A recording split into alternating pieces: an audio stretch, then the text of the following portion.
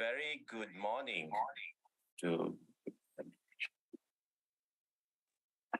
a very good morning to all participants of today's 10 ASEAN Korea Engineering Forum and Roundtable meeting. I'm Engineer Yao Chao Fong, your moderator for the first session. First of all, I'd like to greet a very good morning, and as well as Annyeonghaseyo for those who are in Korea for this meeting. For this engineering forum and roundtable meeting. And of course, a very warm welcome to the engineer professor Dr. Yu Hong Tat, the AAET president, and also Professor Ong Yong Won from the NAEK as well. Welcome to the 10 ASEAN Korea Engineering Forum and Roundtable meeting, co-organized by the ASEAN Academy of Engineering and Technology, AAET, and the National Academy of Engineering Korea, NAEK. First of all, I'd like to welcome all of you, including the AAET committees, NAEK committees, participants, both virtually in anywhere in the world, as well as also physically in Korea as well.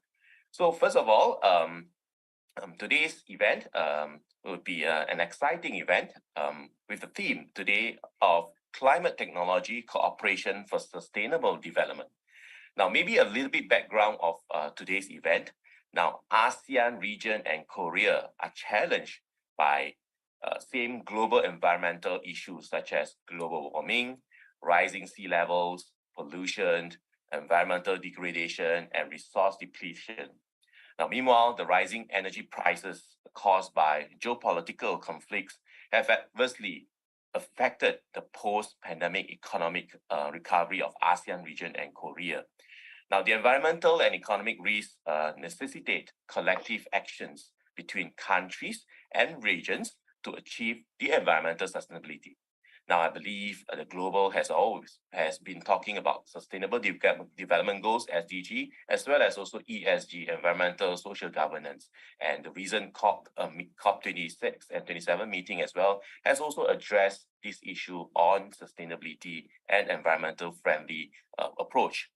Now, for today, since 2013, AAET and NAEK have jointly embarked on the initiatives of sustainable development in ASEAN region and Korea.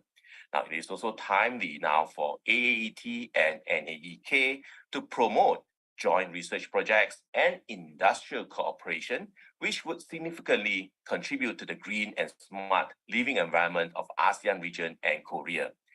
And the major focus of this meeting, as well as also roundtable forum, is to motivate ASEAN and Korea collaboration in developing photovoltaic, which is PV, and as well as the water treatment technologies.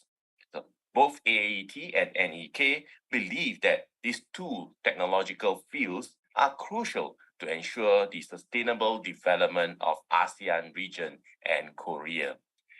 And for the benefit of all the participants today, we will have two sessions today, the morning sessions and also the session number 2, which is after lunch.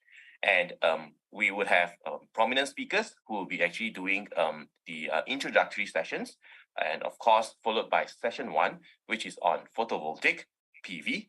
And after the lunch break, we would have session 2, the water treatment technologies, and followed by a closed AAET and NEK roundtable meeting after the forum. Now, for the benefit of all participants, feel free to actually use the chat room. Of course, we have actually muted all of you to ensure a smooth flow of event today. So if you have any questions or any items that you want to actually post to the moderator as well as also the organizer, feel free to use the chat room, which we will be able to answer you via the chat room later. Okay, and without further ado, I believe it is time for us to actually kickstart our event for today. And for a start, I would like to actually invite the two organizers for today's event for a welcoming address. So for a start, I would like to invite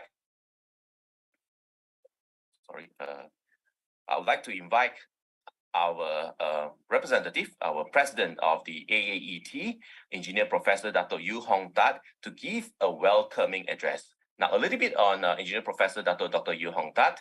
He is currently the president of and also CEO of the University Tunku Abdul Rahman Malaysia, Utah, fellow of the Academy of Sciences Malaysia, ASM, as well as also the chair of the IEEE Geoscience and Remote Sensing Society Malaysia chapter. So with this, I would like to welcome and of course invite Engineer Professor Dr. Yu Hong Tat to give a welcoming address on behalf of AAET. Over to you, Professor. Thank you to our moderator, Engineer Yao Chao Feng. Professor Kwang Oh Kyong, President of the National Academy of Engineering Korea, Fellows of the National Academy of Engineering Korea, Fellows of the ASEAN Academy of Engineering and Technology, esteemed researchers, academics and speakers, distinguished guests and participants of the forum. A very good morning to every one of you and welcome to the 10th ASEAN Korea Engineering Forum and Roundtable meeting. The theme of this forum, Climate Technology Cooperation for Sustainable Development, has been a very prominent topic, even more so lately, due to prominent climate changes around the world, which are visible in many nations. Weathers are harsher and more extreme, in addition to air and water pollution affecting the quality of health and life. And all this will ultimately affect sustainability of living on Earth in the long run. Sustainability is really a critical aspect of everything, from businesses to organizational strategy, and from the environment to life on Earth. To ensure that future generations will continue to enjoy current comforts and a clean, healthy life, we have to take actions now and set up on our efforts together collaboratively in order to achieve greater positive impact and achieve a certain level of success. We cannot live in isolation, and neither can we create impactful changes without neighboring support, assistance, and sharing of resources. We should work together. As engineers, technologists, and researchers, we play a very important role in sustainable development through our planning, building, and development of projects. We must aim to preserve more natural resources, protect environment and life on Earth for an equal balance to achieve net zero carbon. We should aim to conduct research into innovative technologies that will prevent the draining of natural resources and prevent the destructions of the environment.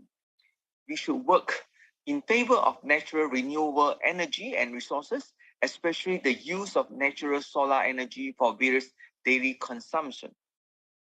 Engineers and technologies play a crucial role in the future of sustainable development, whether it is the constructions of new roads, buildings of bridges, manufacturing of products and goods. Engineers remain as key contributors in the vast change of modern technological productions, consumption of resources, and provision of solutions for the larger society. The way forward for us is to pool our resources together as an engineering and technology community and work together with the right mindsets to be committed in fulfilling a common aim to reduce our carbon footprint and to achieve a greater good for a more equitable, sustainable, and resilient future. If we each take the action to reduce our carbon footprint and introduce the use of more natural and renewable energy, we can all help to protect our climate and our Earth in the long run. So I hope that this forum will encourage the brainstorming of critical issues, open exchanges, and possible collaborative research projects together for a more meaningful outcome and greater rate of success. Lastly, I would like to thank the organizing committee, all speakers and participants invited by NAEK and AAT, and for making this forum a success. Thank you very much. Thank you to Engineer Professor Dr. Yu Hong Tat for the welcoming address on behalf of AAET.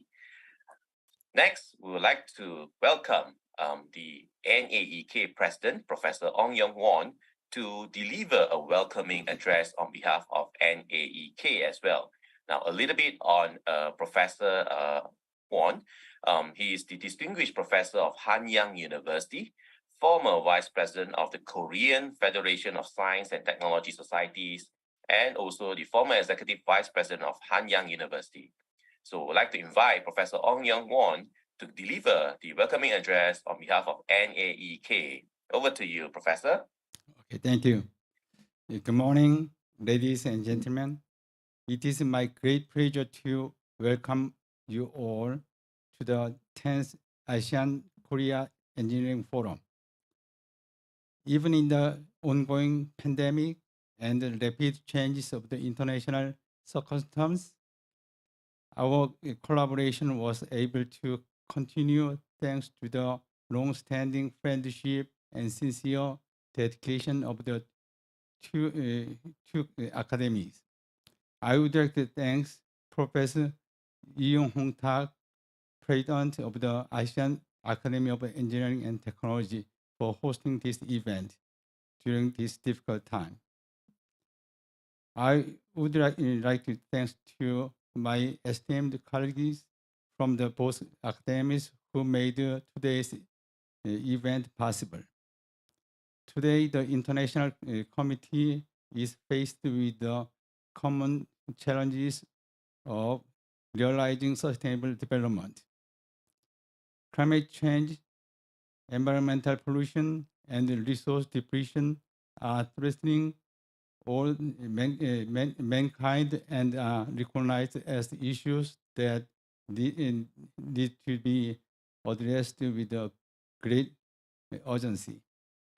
In line with this demand, the Korean government has established and introduced national policies for sustainable development, such as the enhanced update of its first nationally determined contribution and 2050 carbon neutrality scenarios.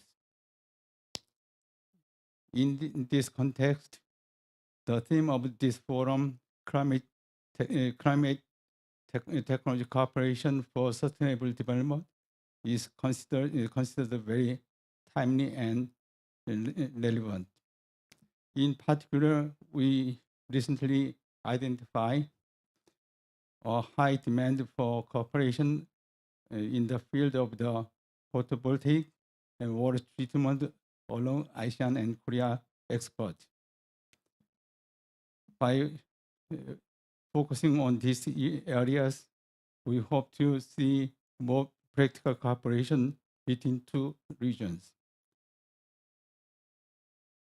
Through shared values and commitment, I hope this forum will serve as a milestone in creating a more sustainable society in ASEAN and Korea. Thank you very much.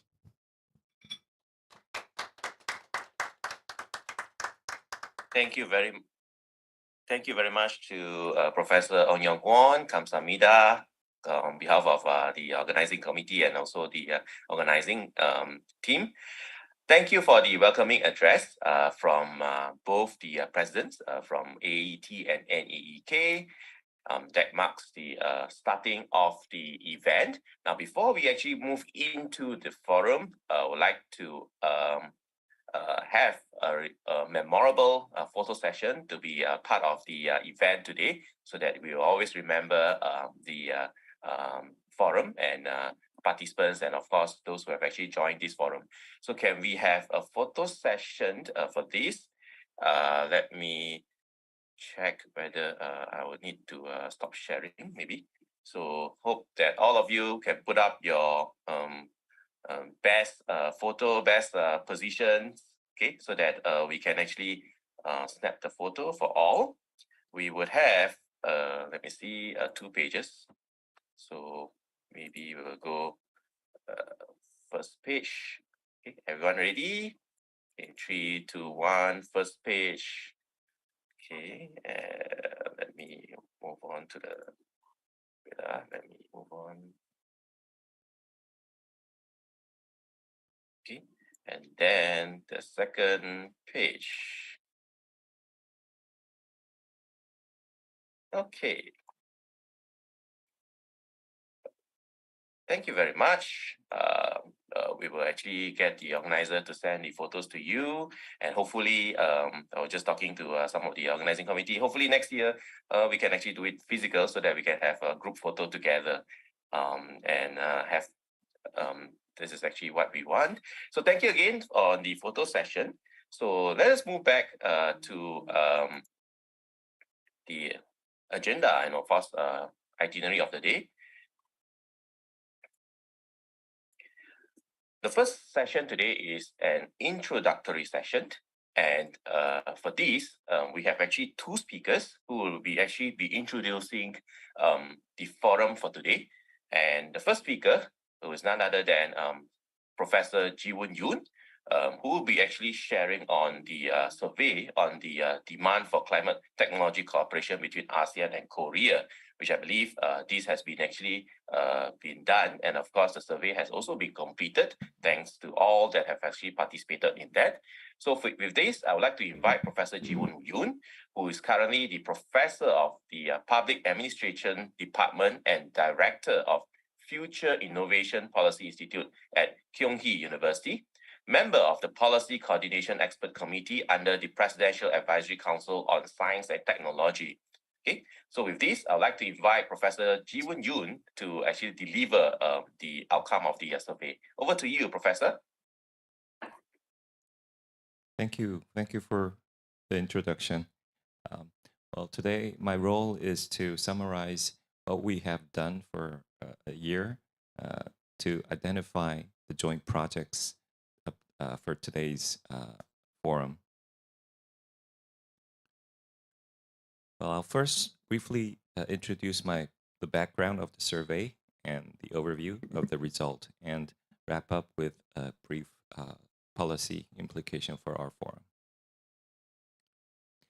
Well, the background of this survey is to identify the helpful and constructive research projects, or even a further project that can be helpful for both ASEAN and Korea. And our process is below. As you can see here, we first analyze the partner country's needs, and we also design a technical solution packages. And also our expectation is to plan and identify the projects and do the feasible studies. And also at the end, we would like to scale up the projects. So here, our stage is at this stage, matchmaking the technologies that can be helpful for both sides. And our AAET and NAEK has been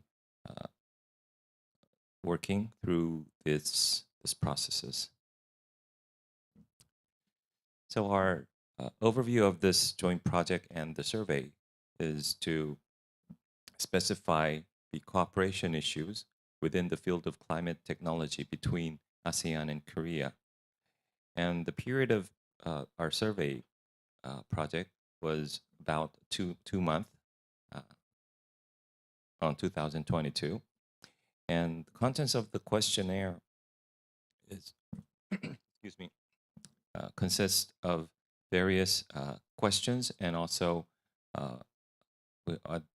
about collecting the ideas. And we first did the survey, and and we next did a discussion, as you remember. And today is the forum. And the fourth, we would like to follow up the ideas that has been provided during this session. And the first part, I would like to briefly provide the personal information that who has been participated in the survey. And next, we would like to provide the interest and the experience by the project type. And third, we would like to briefly discuss about the interest in the field. So as you can see in the graph, we have a very experienced participants in the survey. And you can see we mostly have a university participants from the universities and as well as private companies. And experience has been mostly over 20 years, but we do have some youngers participating in this survey. And the interest by project type is mostly on research and development and technology cooperation, although we do have capacity building interest as well. And based on the experience by the project type, we can see we do have a very balanced results in the survey. And also, looking at the technological field of interest, photovoltaics, as we have today, is the most interested project that we have in mind. And also water treatment and energy storage, transportations are also fields that are interested in. And if you look at the interested type compared to the experience type, we do have a similar kind of balanced interest, as you can see in the pie chart on your right side. Now, if looking deeply into the result, we do have fields that we have interested in more details. You can see in the right side, in energy in general, are the most interested topics that we have, and we pick the items that has been answered in this field.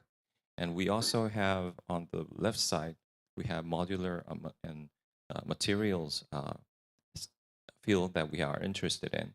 And you can see there's research and development and also technological cooperations are both interested in types we have.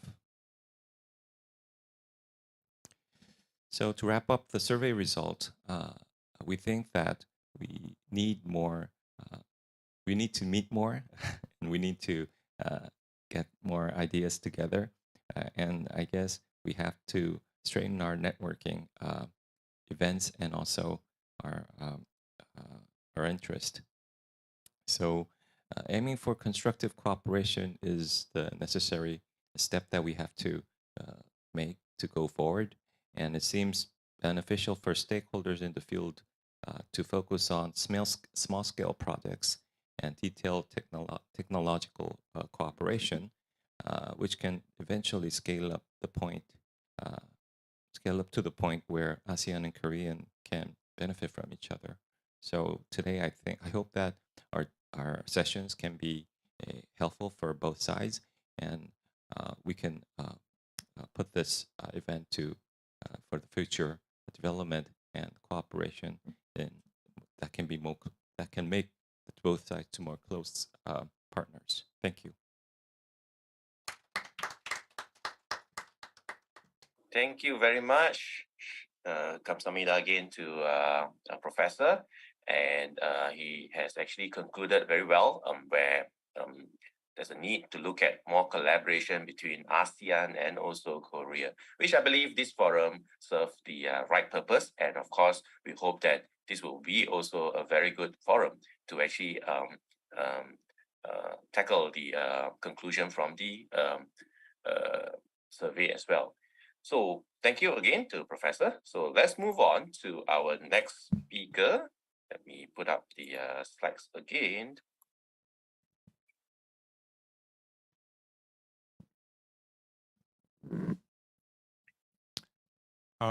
Thank you. Thank you for inviting in this the very precious the time to present about the process and schemes and the cases of the climate technology cooperations.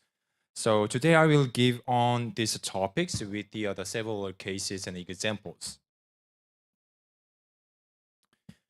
So many international agreements and international organizations, including Paris agreements and emphasizes that innovation and diffusion of the climate technology are very important to effectively respond to climate change.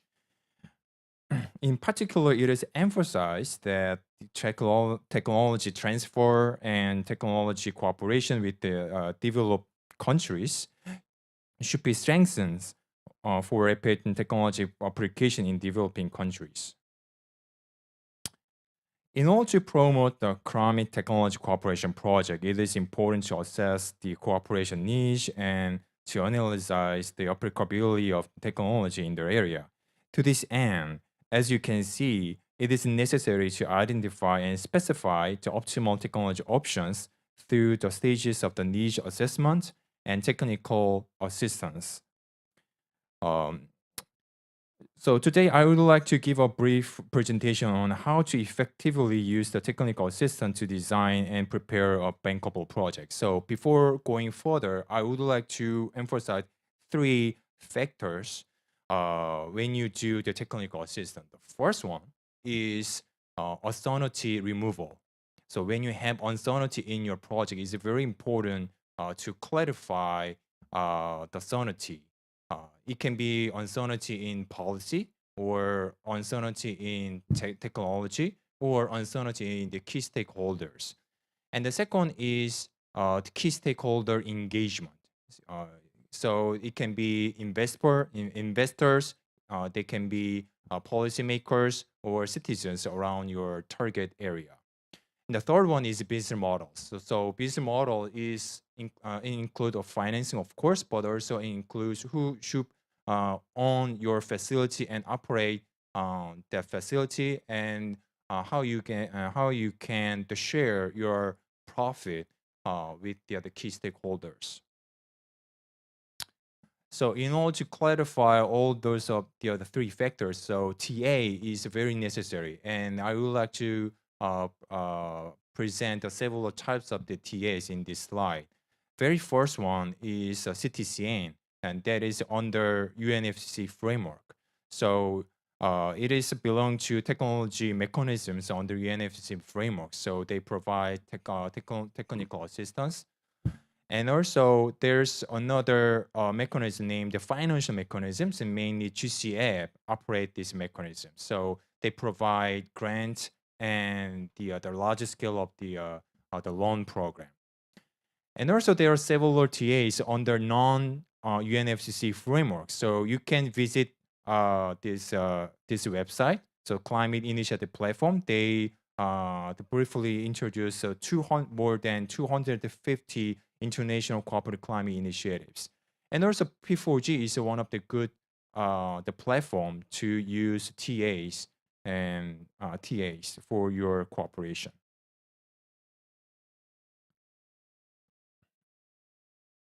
First, the CTC and TA project support needs analysis, technology matching, capacity building, and stakeholder analysis, and policy consultation on a scale of the $200,000 to $400,000.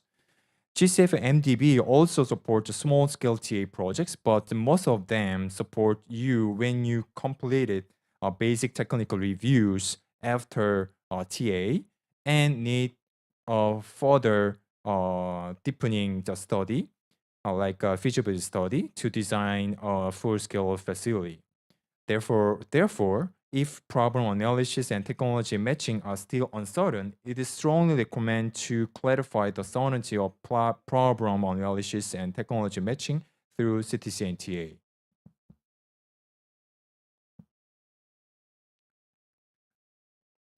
So when you conduct the technology assistance projects,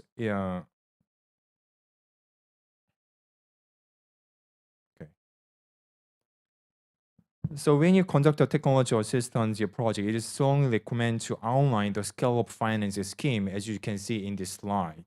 So it can be the ODA or loan or private investment. So it is a good approach to have consultations from the potential investors or fund donors when you conduct the TA projects. In Korea, the Ministry of the Science and Technology, ICT, is designated to cooperate with the CTCN, and the GTC support their cooperation. So if you have, if you would like to cooperate with the CTCM member organization in Korea, please feel free to contact us. This slide shows 3 cases that my organization has completed TAs for preparing full-scale projects. First, we have a project that applies ICT technology and bus rapid transport at Thimphu City in Bhutan. We utilized a joint research grant from Korean Ministry of the Science and ICT and developed the project concept for scaling up into GCF project. And then we also have project to build on waste to energy facility in Indonesia. We supported a preliminary feasibility study using grants from the Korean Ministry of the Environment. After that, ADB supported the city to complete a feasibility study with the ADB's TA budget. Based on the feasibility study, the city has been processing a beauty contest nowadays for selecting a private investors to construct and operate the waste-to-energy facility. Third, we have a small-scale water purification project in Bangladesh. After conducting problem analysis and technology matching through CTCNTA, we succeeded to make and operate a town-scale facility with mobilizing the fundings from KOICA and carbon market. I will talk about this one in more detail in the later slide. In this slide, I will explain a little more detail about the case of the Bhutan's Green Mobility Project. In 2016, with the Bhutan, we discussed the ways to resolve the serious traffic issues in Thimphu City and mainly consider the option of intelligent transport system. In 2017, through a preliminary feasibility study, we found that the ITS has a good applicable potential in Bhutan.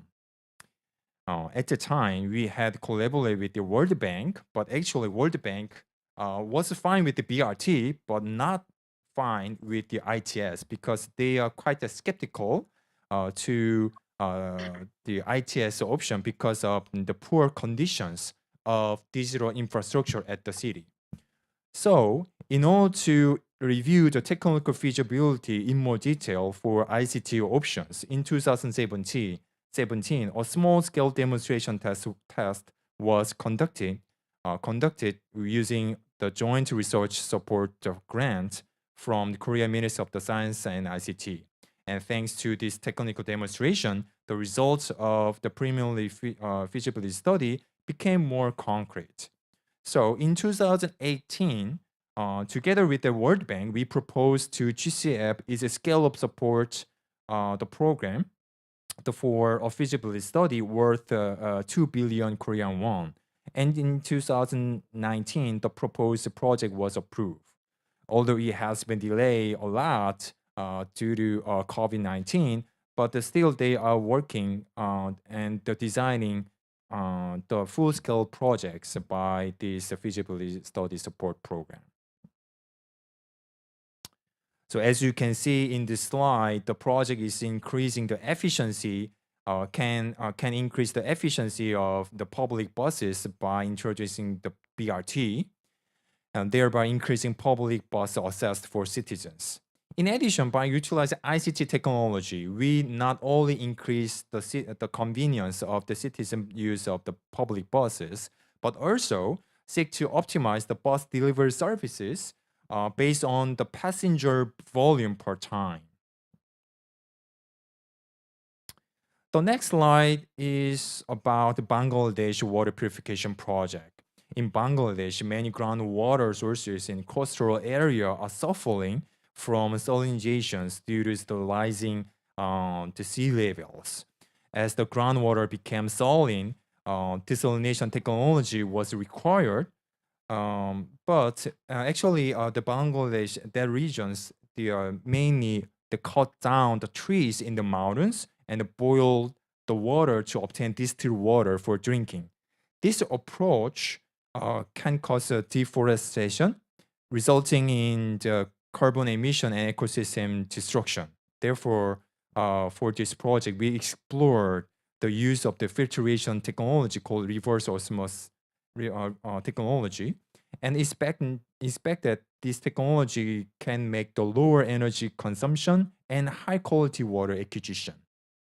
But the challenge was the reverse osmosis technology is quite expensive to install and operate for the town's financial ability. So we searched a business model to cover the installation cost with the grant project and cover the operating cost with your owning the carbon credit.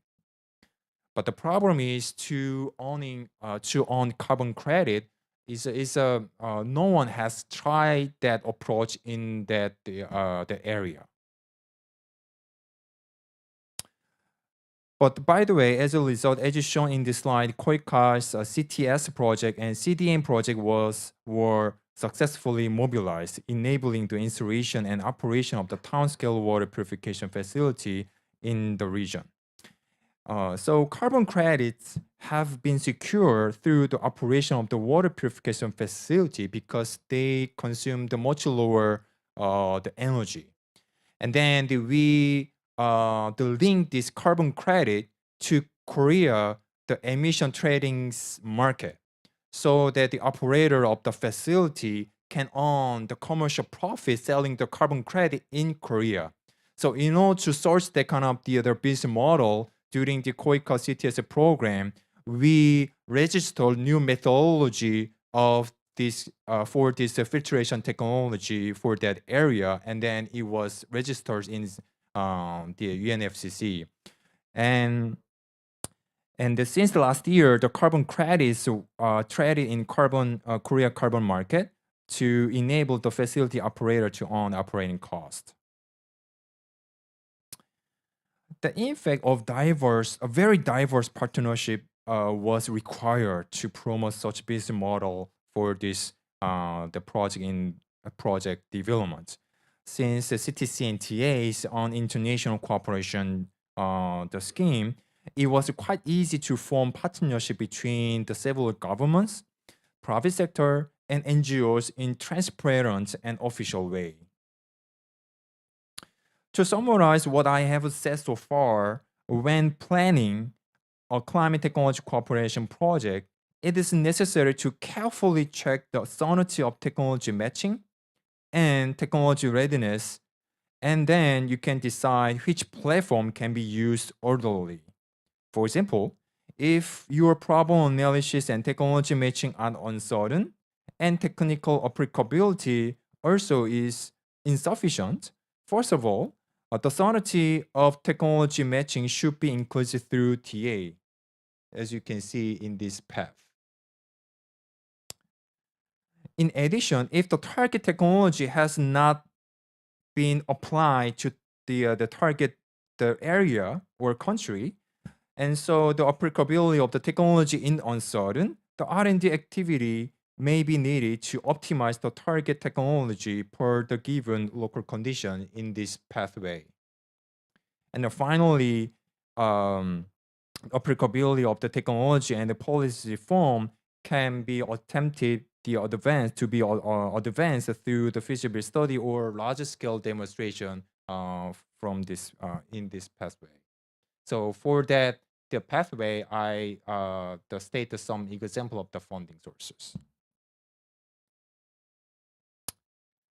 Recently, CTCN opened a cooperative liaison office in Songdo, Korea. This cooperation liaison office aims to support TA, of course, but also R&D activity and demonstration project. Therefore, I strongly recommend that those who are interested in TA project, R&D, and demonstration project, please contact the CTCN regional office or our institution. Thank you for your attention.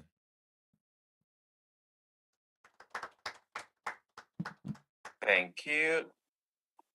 Thank you to our speaker, Dr. Dong Woo Jun, the principal researcher of the Division for Climate Technology Cooperation and Green Technology Center, who have actually shared with us the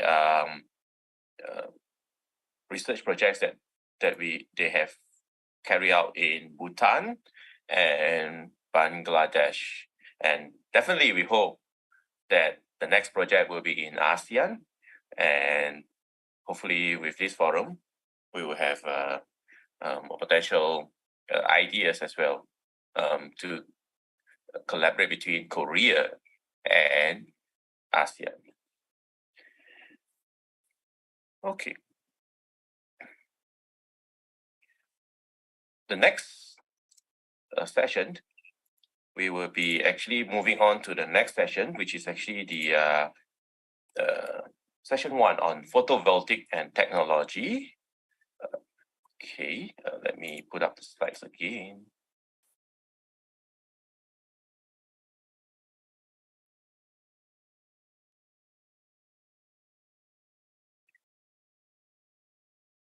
Okay, so we now move on to the session where there'll be 2 sessions today, session 1 and session 2. Session 1 is about photovoltaic technology and session 2 is on water technology. Now, so for session 1, there'll be 4 speakers, and also after the 4 speakers have actually delivered their speech, we will actually move on to the open session where we will also be inviting a few speakers to actually share their views on the subject, and we will then open up for a Q&A session where we hope that the participants or even from the virtual platform or even the physical platform can actually put up your questions, and we will actually direct the questions to the speakers. So feel free to use the chat room to put up the questions, and if you really need to actually speak, we will actually open up the microphones for you to actually ask the questions at the end of the session. So we will continue with the 4 speakers and then forum, and then followed by the Q&A session. So feel free to put up your questions, and we will actually put it later during the Q&A session. So with this, I would like to start off the session today. Our first speaker from Malaysia, and he's none other than Engineer Dr. Lim Boon Han.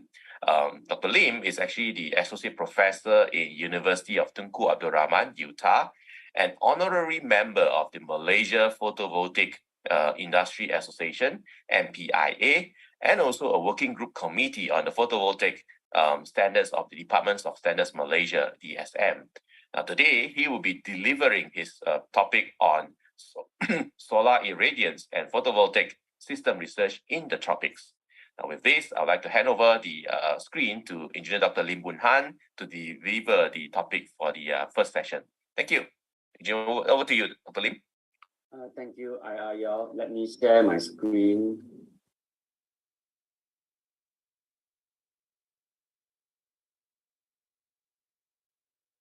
Can you see my screen?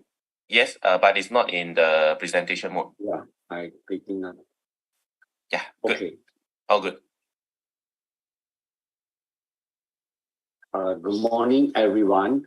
I'm Boon Han Lim from University Tunku Abdul Rahman, and I would like to share some experience for my research related to solar irradiance and photovoltaic system research in the tropics.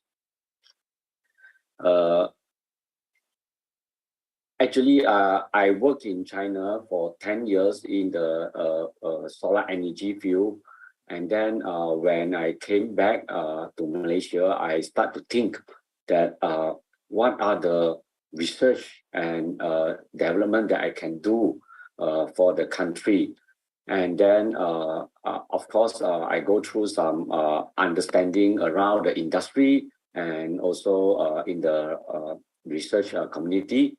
And you can see from here that this ITRPV, International Technology Roadmap for Photovoltaics, they predicted that after year 2020, we can see that there is an increase of demand for specific types of photovoltaic system or photovoltaic modules. For example, those used in desert and those used in tropical region.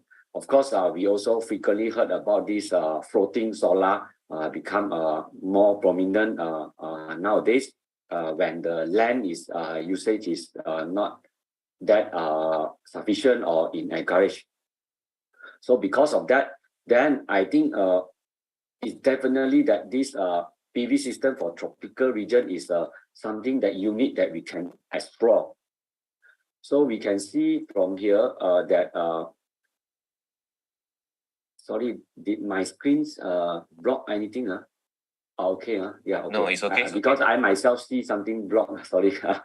Okay, so after some study, I found that the solar irradiance characteristic for the tropical climate haven't been really studied in detail.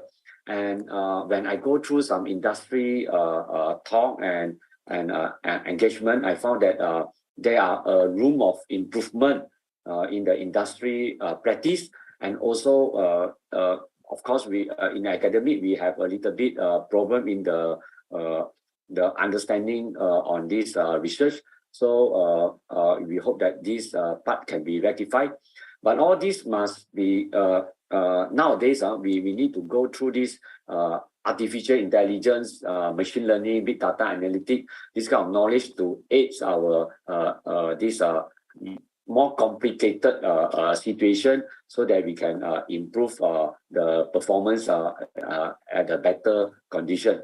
So, and of course, we need to also understand the needs of the industry and what are the real impact that we can create for the industry. So, especially whether the research outcome is really can be useful for the industry, and whether we can go a step closer to meet the sustainable development goal earlier. So let's have a short brief on this characteristic of this tropical climate. So of course, from this right-hand side picture, we know that the sunlight intensity, or we normally call it solar irradiance, in the tropical region encounter frequent fluctuation. This is also a problem that why PV penetration sometimes is controlled by utility company, because they're afraid that a lot of fluctuation may cause the power quality issue to the grid. And the other things we can also observe here. This is the summary table for monthly weather information. The first three are the related to the solar irradiance at global horizontal irradiance, diffuse horizontal irradiance, and global normal irradiance. And we can see that in the tropical region, in general, this diffuse sunlight a lot, because we have a lot of cloud passing in the quite high, quite frequently. That's why the diffuse sunlight is a lot. And with this diffuse high component of diffuse sunlight, we can understand that some of the technology and how we can implement the technology wisely for the industry. Of course, the global normal irradiance also will be less because of the high component of diffuse. From this comparison, we can see nearly half of the irradiance are from this diffuse irradiance. And we all know that in the tropical region, the average ambient temperature is high, and the PV module temperature usually is relatively high compared to many countries in the world. And we have a very high humidity with frequent raining. But unfortunately, the wind speed is not high, so the heat cannot be removed or dissipated easily to the environment. I mean the convection carried by the wind effect. So you can see that this is this loss diagram from the PVC's software simulation, and this temperature effect is among the highest loss for the performance of PV system. You can see the rest are below. Soil is subjectively, but the rest are below 3%. But temperature effect itself encountered for this 10 to 11% of annual performance loss. And we can see from this IV curve chart of this PV system or PV module, the red line is the dot here is the rated module power rated at 25 degrees Celsius, I mean the module temperature. So this is the standard test condition. However, when we have a real operation in the field, the temperature of the module, especially in the tropical region, may increase to 50, even to 70 degrees Celsius sometime. And the power generated, the power of the PV module will drop significantly. You can see from this area, more than 20, about 20% of area loss at a high temperature. But at the same time, when the temperature is very cold, if we can, in the northern of latitude or southern latitude region, so you can see that if the temperature is very cold, actually the PV module power is more than the rated power, especially in the winter time.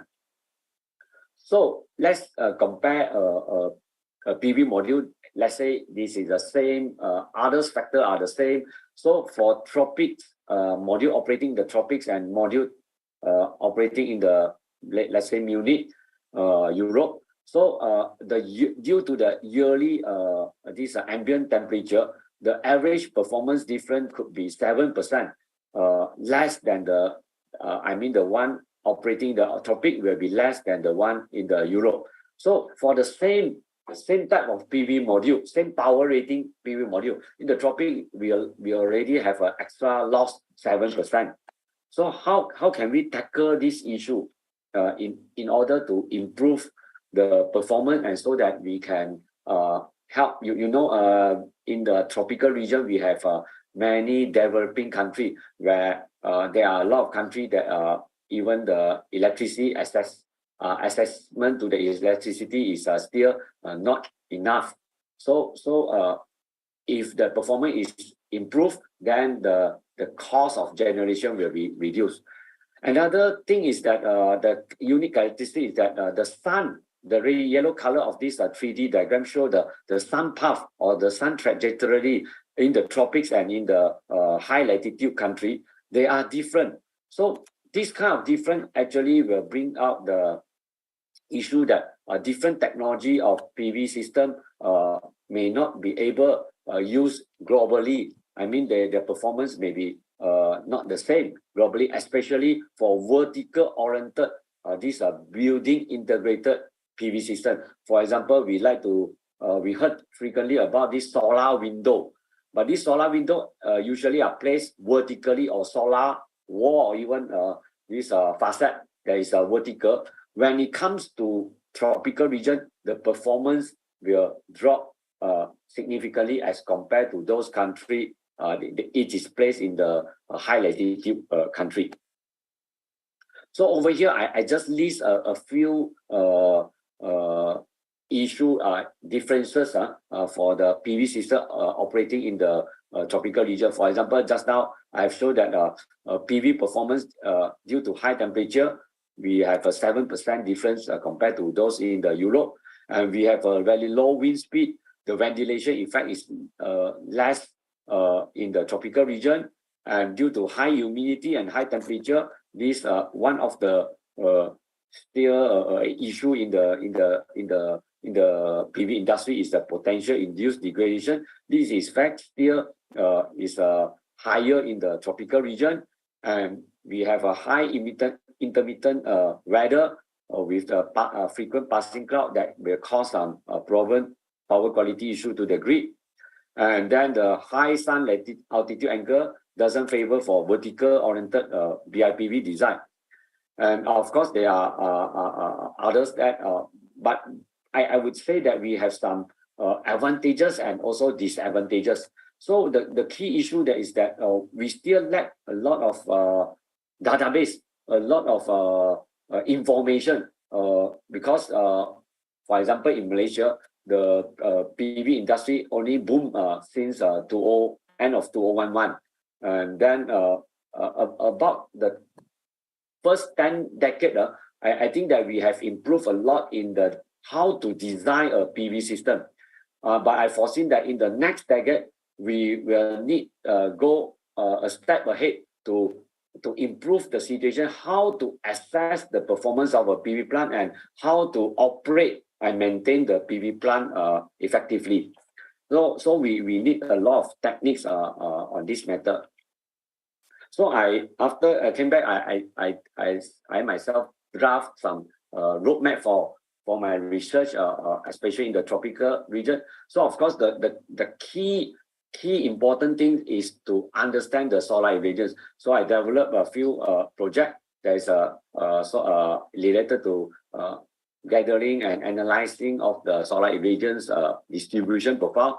And then of course we need to use some artificial intelligence and big data analytic technique, and then create a new solar irradiance model so that we can apply in many applications. And in fact, today I would like to show briefly about 3 projects that I have developed, so that we can see how further collaboration we can do since this is unique for tropical region. At the end, of course, we can come up with a grand software that can fulfill a lot of automation to design the system effectively, and finally try to meet this sustainable development goal earlier. So the first project that I would like to say is about this water-cooled PV system. When a lot of people heard about this water-cooled PV system, of course, they may have one concept come out that, with a pump, the maintenance is a problem. With a pump, if an active pump, then you will have a electricity consumption of the pump. So you can see in the past, a lot of research they carry out, I compare. There are a lot of this red color means that a lot of researchers haven't include this kind of study. So when we include this kind of study, it is necessary because for the industry to use it effectively, we're talking about the cost, we're talking about the conveniency, then these components are important. And of course, we do one research that related to this one that covering many aspects. And we actually achieved some good performance by considering the net energy gain, not just the energy gain from the water cooling effect. So we set up a water frame cooling system, and then do some comparison, and then log the data and do the analysis.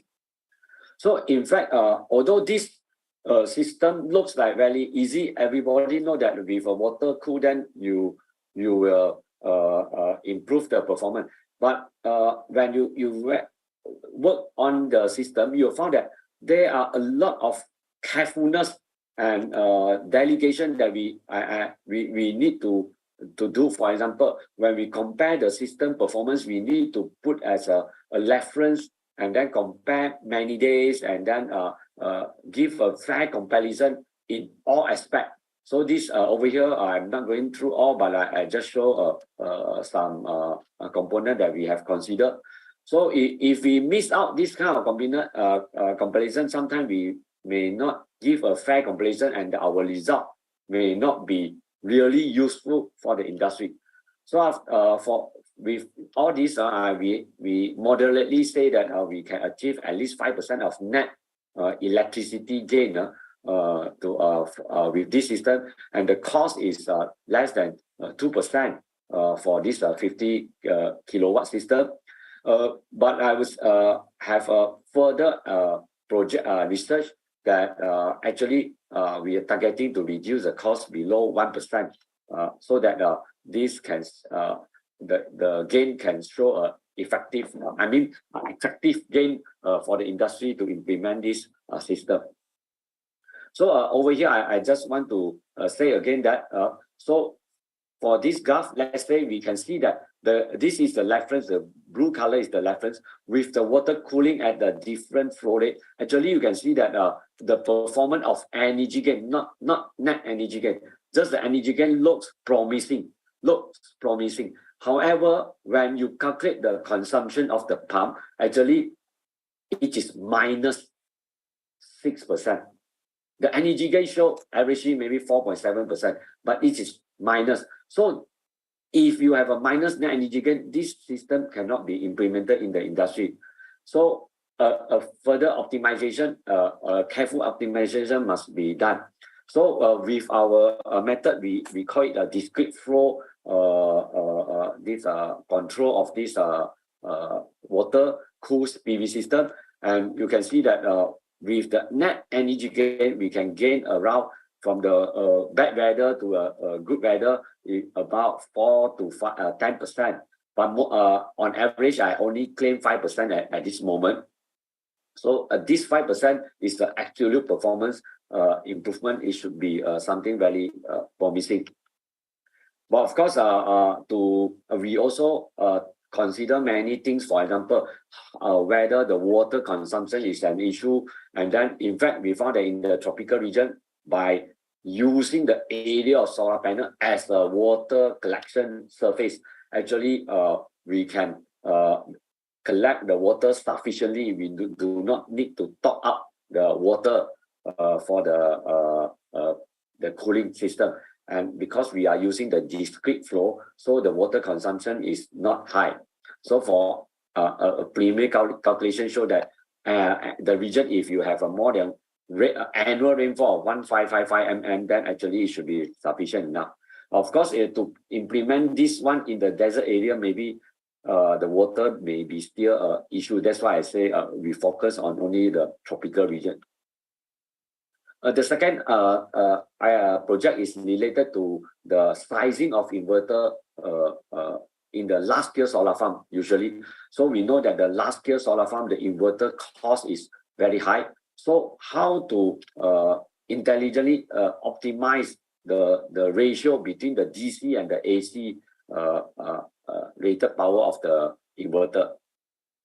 So for example, if we prepare an inverter which is too small because we want to save the cost, if we give too small, then they will have a frequent power clip during the sunlight is very strong.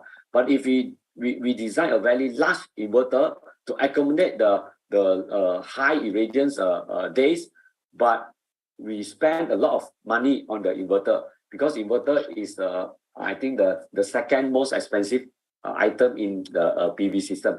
So in order to give a good to find out the good ratio, the optimum ratio, we actually need to know the solar irradiance distribution profile so that we can achieve optimum design. So over here show how the solar irradiance distribution profile should be plotted, and we frequently know that sometimes the high irradiance profile is not necessarily happen every day and in a long period, and then we can downsize the inverter with an appropriate number. Of course, we go through some calculation. I will bypass this one. And in fact, we found that in the different country, they have a different solar irradiance distribution profile that will affect their optimum inverter sizing ratio. For example, in the Finland, they doesn't have a high irradiance over the year. Not only the total irradiance, one information is not enough. We need to know the distribution of the solar irradiance. So from here, we can see that Brazil, a tropical country, they have, for example, the optimum sizing ratio 1.5, but when you come to Finland, it becomes 2.2. When you come to America, it's 1.0. So different regions have different kind of this optimum sizing ratio. I would like to skip this calculation where we specifically design for tropical region. Then we can see that across a number of cities in Malaysia, in tropical region, actually they have a strong relation with the sunlight only. So we can see that for those regions with a low solar irradiance, then they can accommodate for higher optimum sizing ratio. When the sunlight is higher, then this optimum sizing ratio will be reduced. So of course, we intend to do for the whole country so that we can plot a map for the industry to use as a guideline. What is the optimum sizing ratio? And we also do some sensitivity analysis for example, the cost of the system increase, how it changed for this sizing ratio.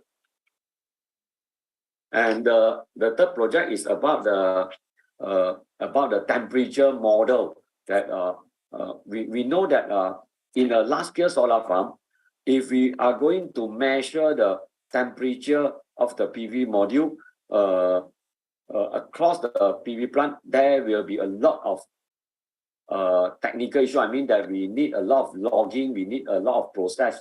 But can we use some existing data to estimate the temperature of the PV module for the purpose of assessment? Because we need to frequently assess the performance of the PV system so that we know that this is under normal operation or there already exists a module quality issue or system quality issue. A lot of power plant, there exists the quality issue, but it is not aware until the whole system, I mean the whole string or something, the power already dropped significantly, only they start to aware. Can we proactively understand the situation so that we can take action earlier before we lose a lot of power? So in that case, the temperature measurement become important. However, in the past, there is a term called Ross coefficient, where they plot the module temperature minus the ambient temperature against the solar irradiance. So you can get a single value from this gradient of this degradation line, then and use this one to predict the temperature. Of course, there are many formula like I show here. But some formula we lack of information unless we install many equipment. But the most easiest one is this loss coefficient. However, this annual regression line, we can see that the deviation is a lot. So that means if you want to use it as a performance assessment, it will be not accurate. Can we do in a more narrow scope? For example, every hour. That's why we call it time-specific Ross coefficient.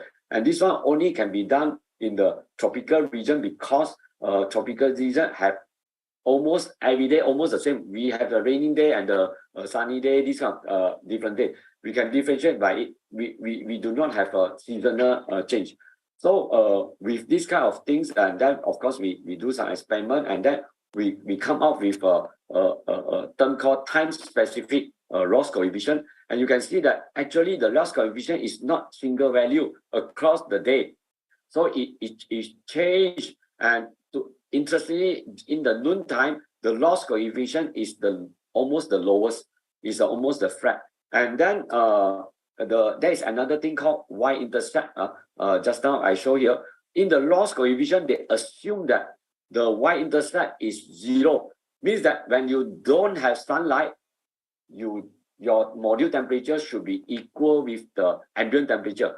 But is this true? Because the heat dissipation will take some time to dissipate the heat. So in the noon time, when the module is already very hot, the heat dissipation will be slowed down. So actually, the intersection point will be the highest at that moment. So this is the finding that actually very interesting for us to know the characteristic in the tropical region.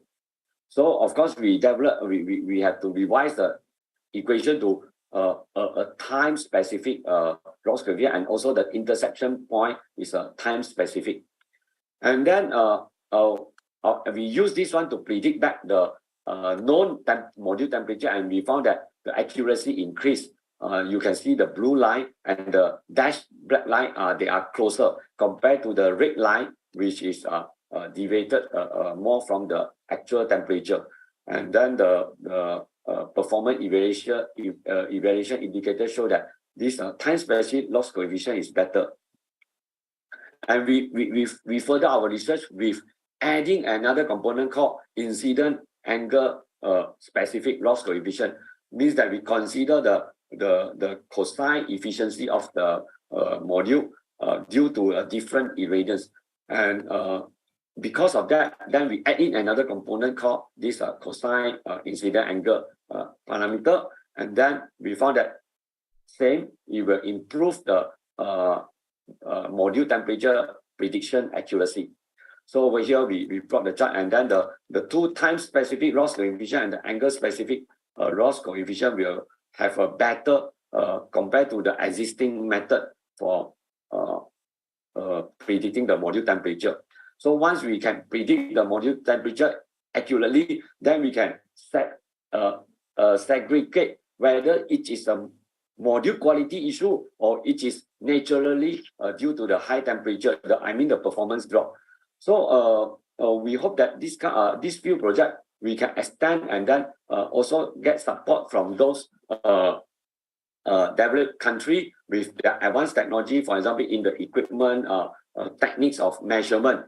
Although we have the environment for testing, so that's why I hope we can form a kind of tropical PV alliance across ASEAN countries, Southeast Asia, South China. In the future, we can extend to Africa and Latin America. And now I have already started a little bit on this forming the alliance on Asia. So we hope, for example, countries like Korea, China, Japan, they can also support us in the kind of some technique and technology.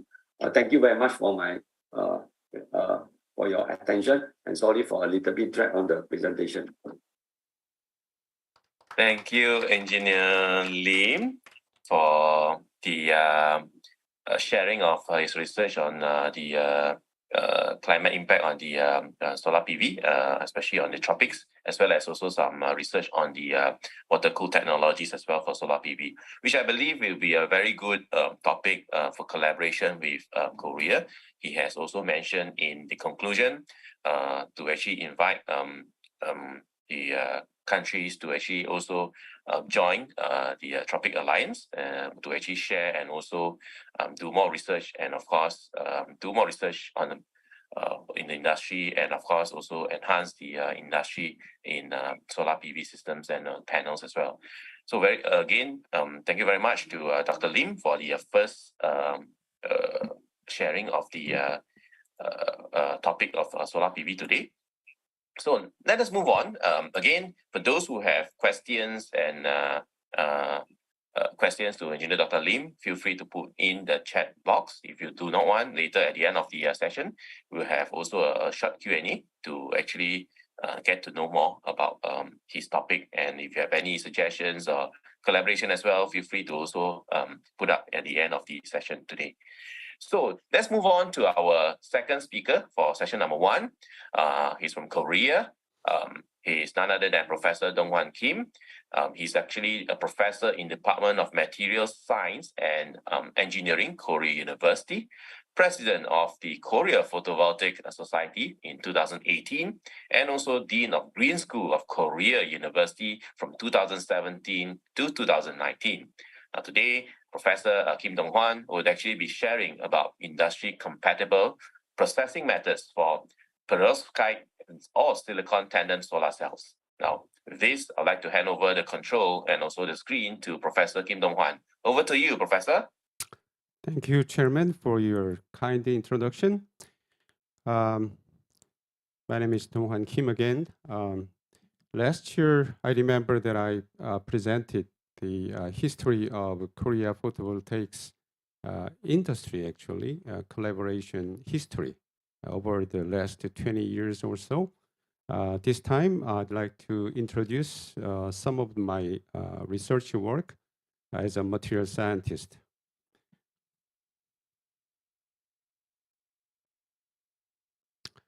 Okay, this is the content of my talk, and this picture shows the my laboratory. It's a clean room of about class is not very impressive, class 10,000 or so, but I guess as a private university, I'm very proud of having this clean room in my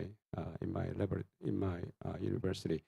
Anyway, this is I will give you a brief introduction, and I will share the experimental results, and they are summarize the talk at the end. Okay, Well, the topic is multi-junction solar cells. The basic idea is that the conventional solar cell consists of single junction, but by using multi-junction, in other words, you can use 2 junction or 3 junction on top of each other, and then they utilize the solar spectrum, a more wider region. And then on the right hand, you can see the recent hot research topic in photovoltaics. This is perovskite silicon 2-terminal tandem solar cells. This is the record efficiency is over 30%. Last week, the record was renewed by HZB in Germany, 31.5%. Well, the key factors of high efficiency tandem cells is, as you can easily imagine, that you can optimize the top cell, which is in this case the perovskite cell, and then the bottom cell, the silicon cell, and then you combine it together electrically. So the interlayer is very important as an electrical connection. But also it doesn't have the parasitic photon absorption, and then you have to design the top cell and bottom cell so that they can match with each other in terms of the electrical current. That's the key factor. And then my work is right now that is the interlayer and the top cell. So bottom cell candidate for tandem solar cells is the popular option, is the popular choice is the left-hand side, which is called silicon heterojunction cell or the HIT cell, because it has high open circuit voltage, and also it has already TCO, transparent conducting oxide on top, which is a crucial interconnection layer if you want to make a tandem cell. But on the right-hand side, the picture shows the design of the commercial cell that is widely commercialized at the moment. The HIT cell or silicon heterojunction cell has the highest efficiency record, but because of the manufacturing cost is high, that it is the probability of for commercialization is fairly low. So the if it is if the tandem cell technology is commercially meaningful, then it should adopt the top cone design or PERC design as the bottom cell. That's what we claim. But as I said, the top cone cell or the PERC cell is not a very popular option for bottom cell. So if this is the result of our literature survey, and then you can see that except for the Hanwha GmbH, which is the Hanwha's subsidiary, German subsidiary, most of the report, the cell efficiency report is about low 20%, including Korea University.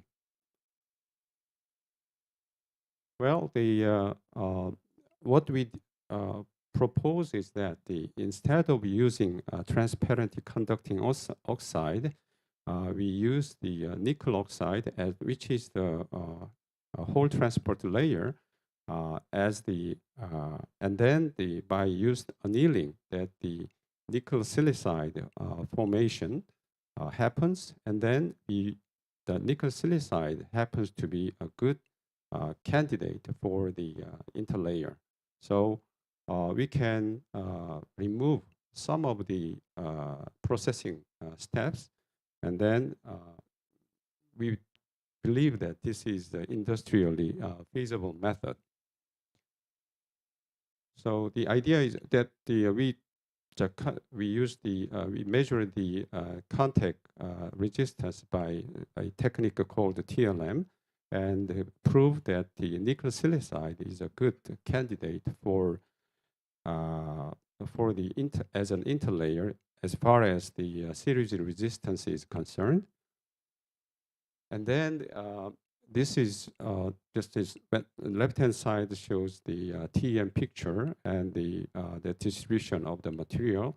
And as you can see, as evaporated sample already has not only has a nickel oxide, but also it already has a silicon oxide interlayer. And on the right-hand side, it shows the ternary phase diagram that the nickel oxide, when it meets with the silicon, then it decomposes to nickel and silicon oxide forms. Okay, so that the two the idea of the matches with the phase diagram, and then on the right-hand side, the energy band diagram shows that the nickel silicide can behave as a recombination layer in between perovskite and silicon solar cell. And then this shows the nickel concentration in the depth direction in the nickel silicide, showing that diffusion actually happens from nickel oxide layer through the silicon oxide layer to form the nickel silicide. And then also nickel oxide, as far as the nickel oxide is concerned, that we anneal the sample in oxygen atmosphere, that actually within the nickel oxide, the nickel vacancy happens.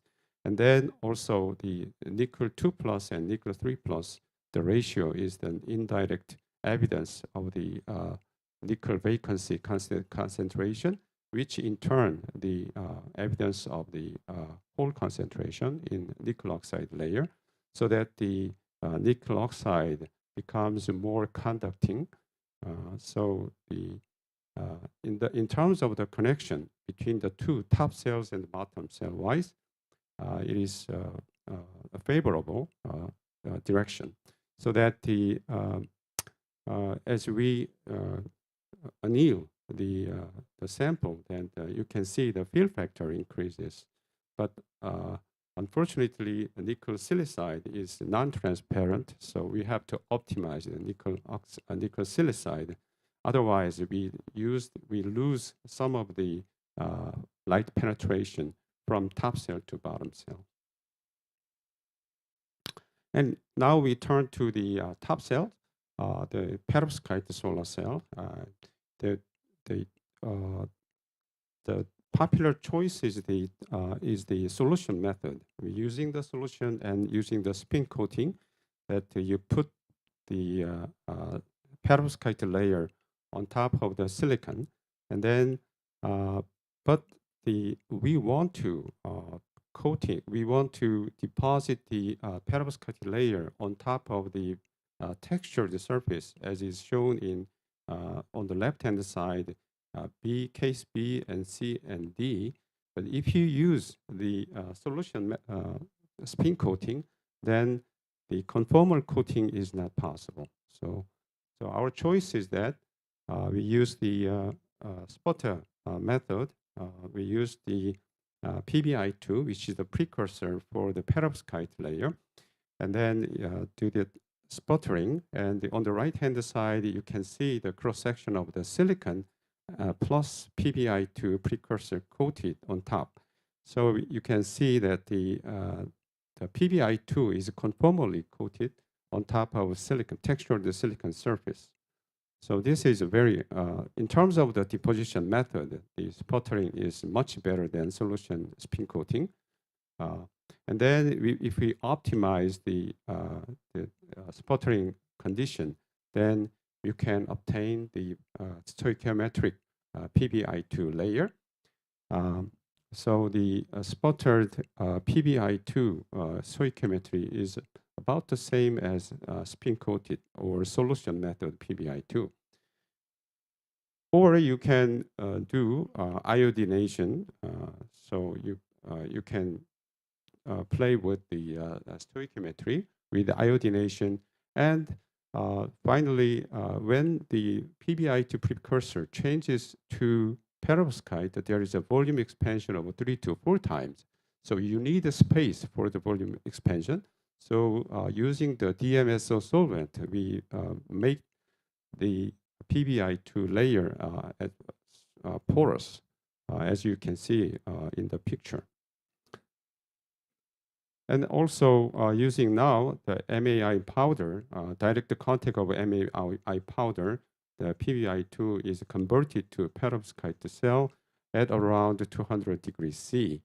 And also using the methylamine vapor annealing that you can observe. We observe the dramatic change in the microstructure and the surface topology, so that we observed dramatic increase in the efficiency.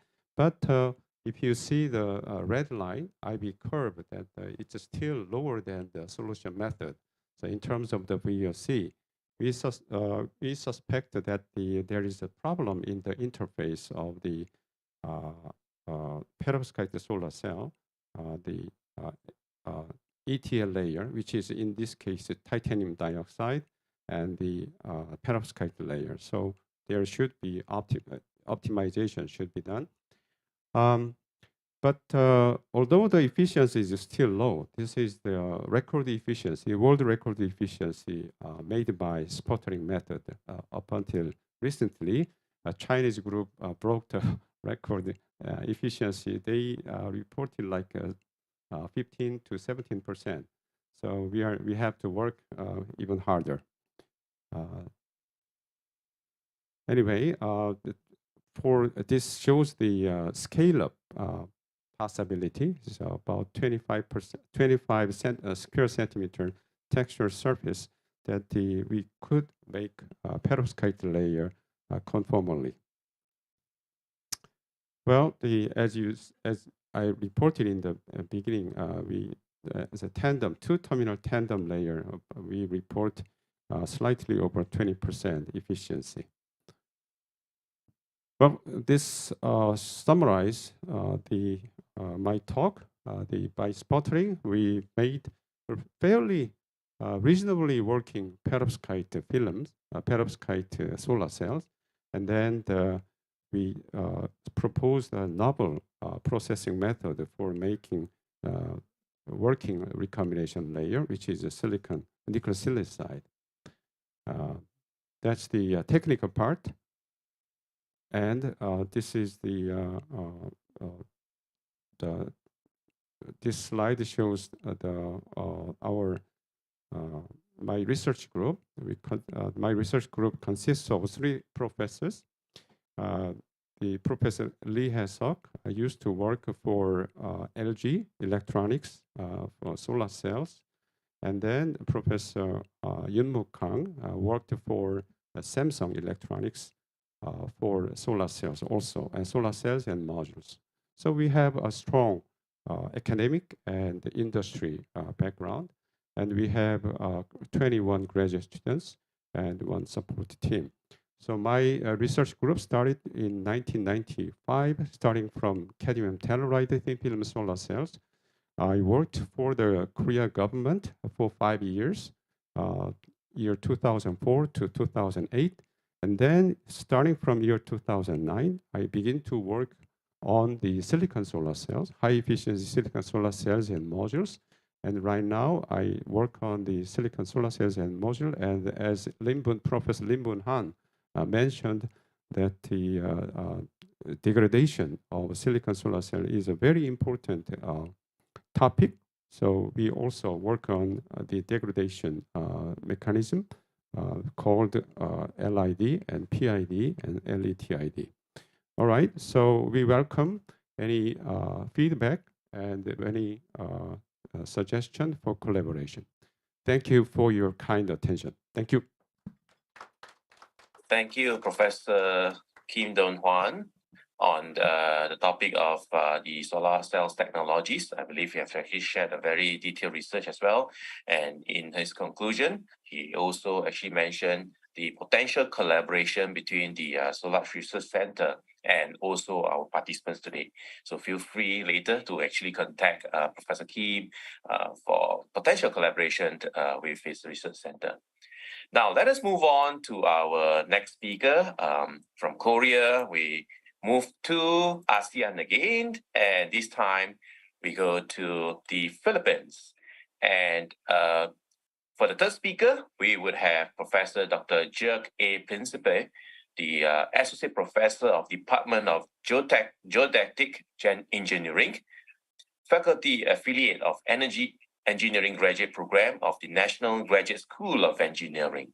Now, today, Professor Dr. Jerk, hope I pronounced your name correctly, will be delivering a talk on geomatics for solar PV resource and installation assessment, a case of the Philippines. Now, with this, I would like to hand over the control to Professor Dr. Jerk for his presentation. Professor, would you be able to take over the slides? Yes, let me share my slides.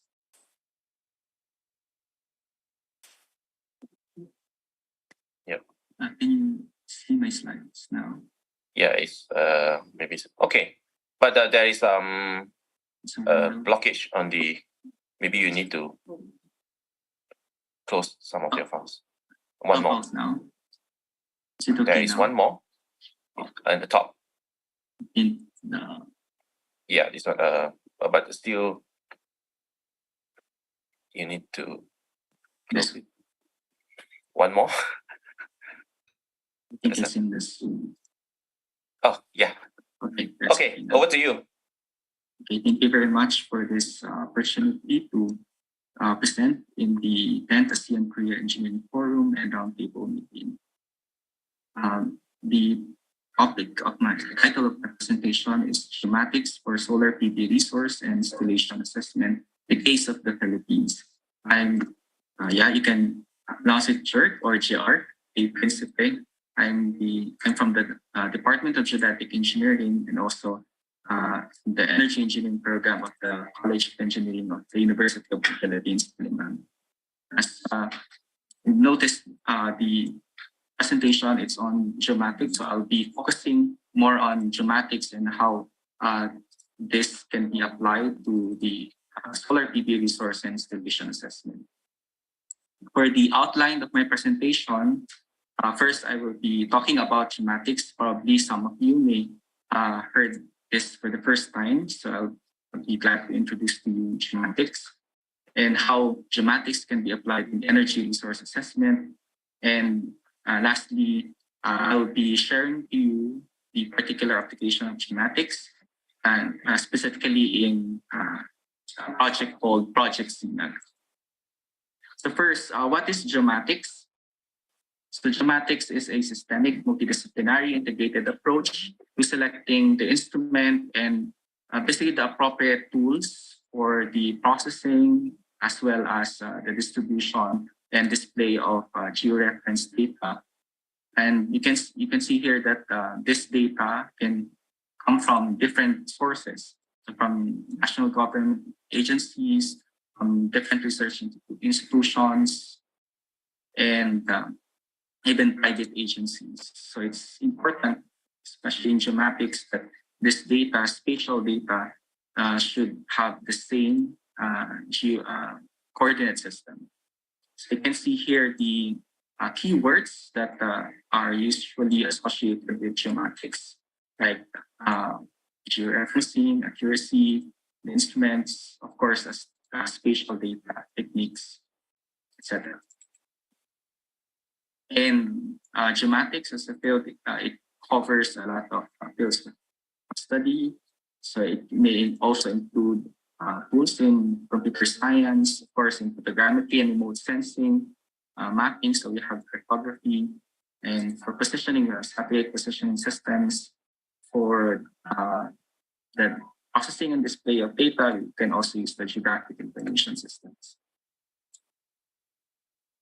Geomatics research is basically spatially oriented analysis. So we use different layers of data, and it's useful for understanding spatial phenomenon, including, let's say, urban sprawl, and even the expansion of solar farms from a relatively agricultural area, for example. And it has an advantage in spatial coverage because we usually use remotely sensed data that can cover large area. And the analysis can be both local and global. So you may have analysis, let's say, from your study area to the nearby areas, or even regional, national scale analysis. So why geomatics in energy resource assessment? Basically, it can make more productive use of available energy sources. So we use cheaper, quote unquote, cheaper source of data, and sometimes they're free. For example, satellite remote sensing data, they're free data that can be downloaded online. Of course, if you are, if you need, there could be higher spatial resolution data, it may cost you more. And you can also do time scale resource assessment depending on your study area and the purpose of your assessment.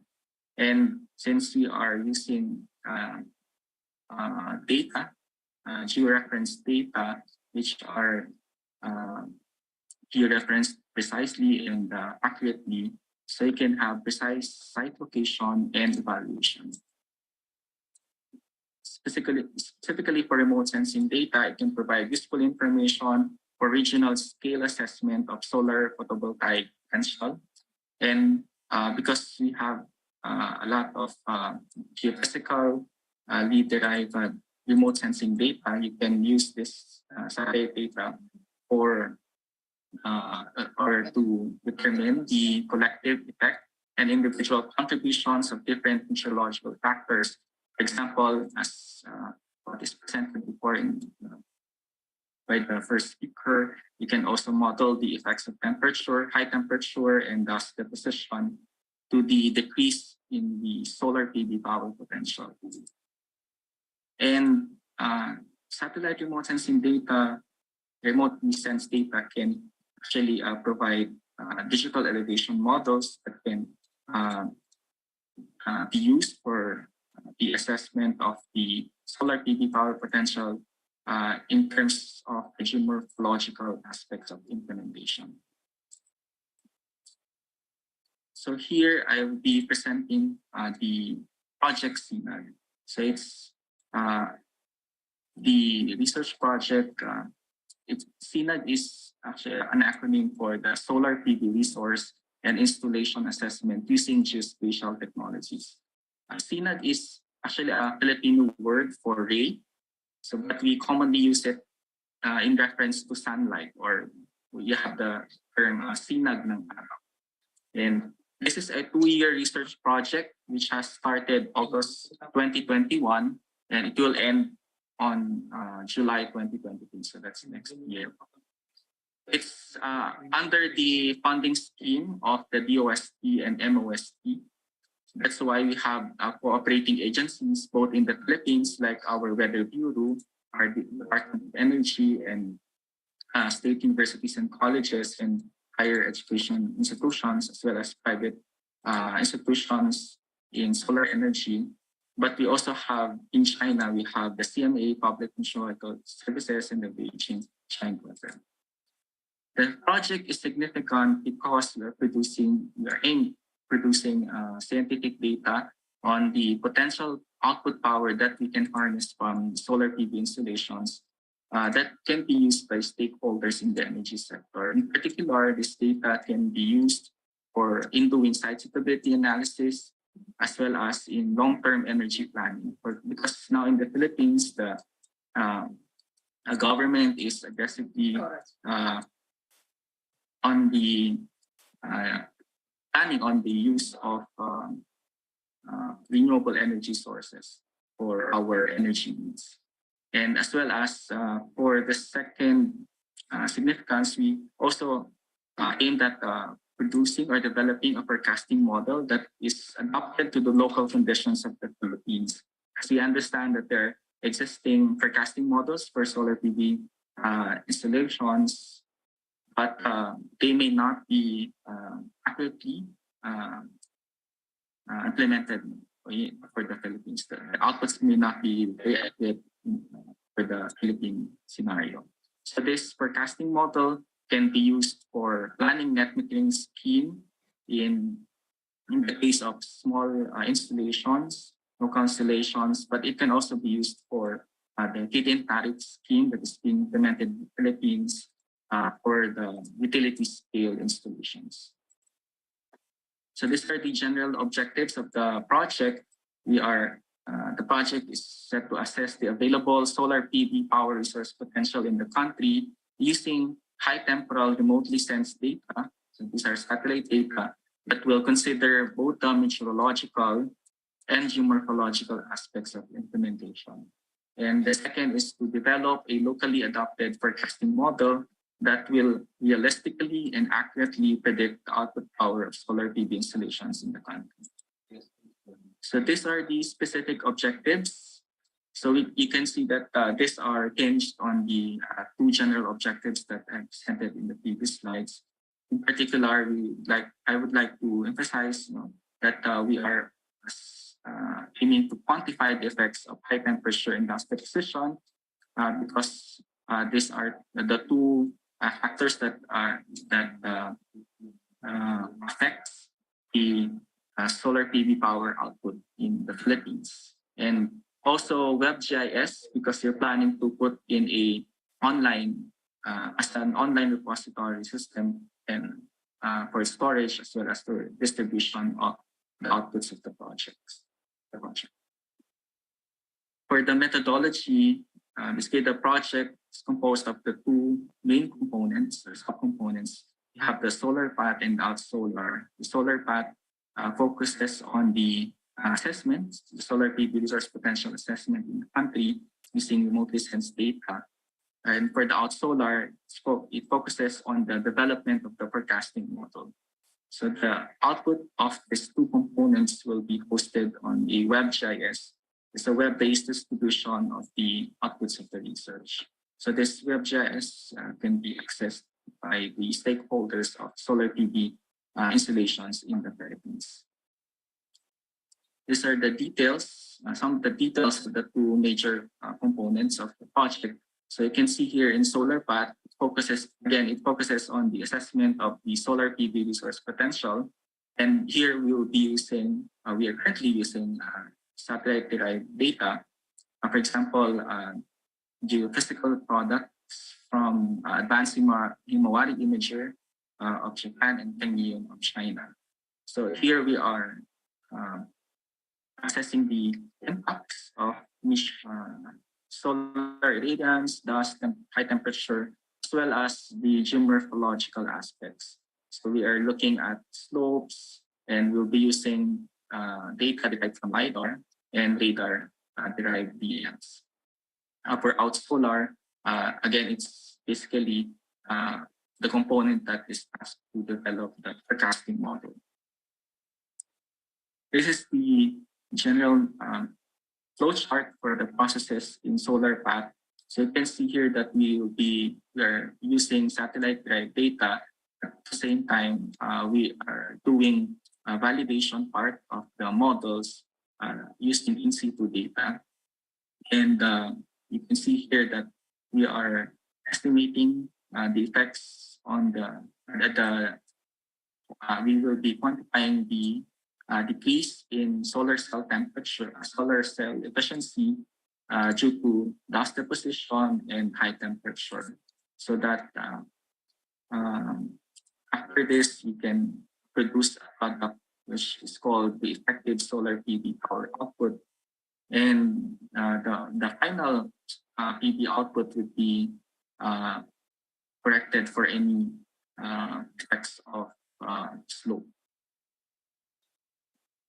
These are the initial products of the project signal, we have here we have produced a map for the yearly average for year 2020, the short-wave radiation for the Philippines, and the corresponding solar PV potential in kilowatt-hour per kilowatt peak. So you can see that some areas in the Philippines, especially in central Luzon, is very rich in solar PV potential, and also in west or central Mindanao, we have very high potential.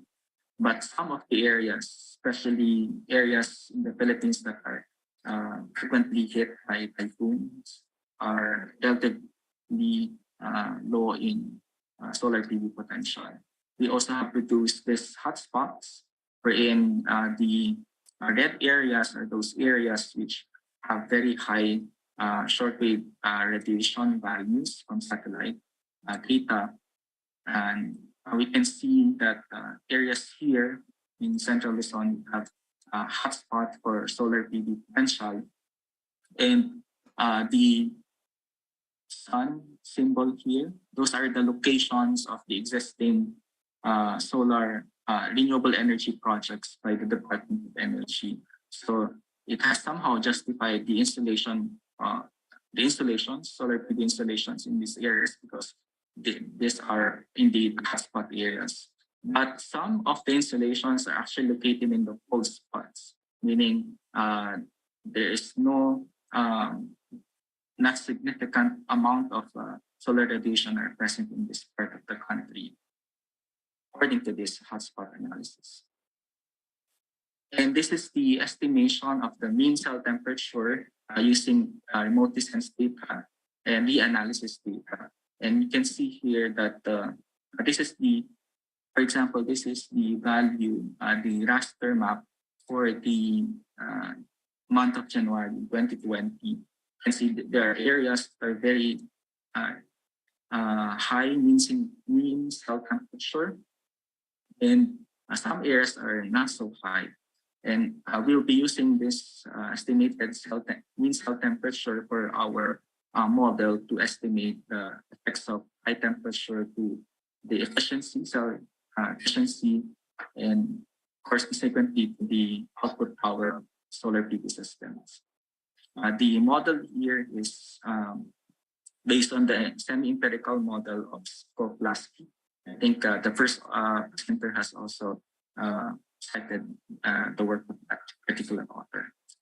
And we also, for the dust effects, we are using the aerosol property product of Himawari.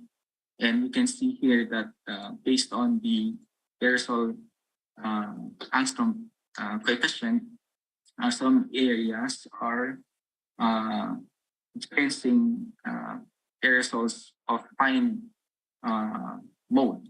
So we are particularly interested in locating those areas because the finer the dust particles, the higher the effect of dust in the decrease in cell efficiency, and of course the power output. So we have also looked at the aerosol optical thickness to model the amount of dust that can be deposited on the solar PV installations. And there are indeed some hotspots where there's consistently fine aerosol particles and very high dust deposition based on aerosol optical thickness. The second part is on the outsolar component. This tasked to develop the forecasting model. And for this slide here, I'm presenting the general flowchart for the Sarinox modeling. So it's a statistically based forecasting model. And you can see based on the initial run of the model, logically, yes, in situ data should produce better forecasts. And we use here the solar irradiance data from our weather bureau, Pag-asa. But we also compared the solar irradiance data from the analysis data from Fengyun satellite and Himawari. And based on this, based on the mean absolute error, of course, the institute data from Pag-asa performs the best among the four sources of solar radiation data, followed by the reanalysis data. In terms of RMSC, again, it's in situ, but this time Fengyun data, solar irradiance data from Fengyun was next to perform better. These are the variables, the solar PV, actual solar PV production, solar irradiance data from different sources, and these are the weather parameters that were considered in the analysis.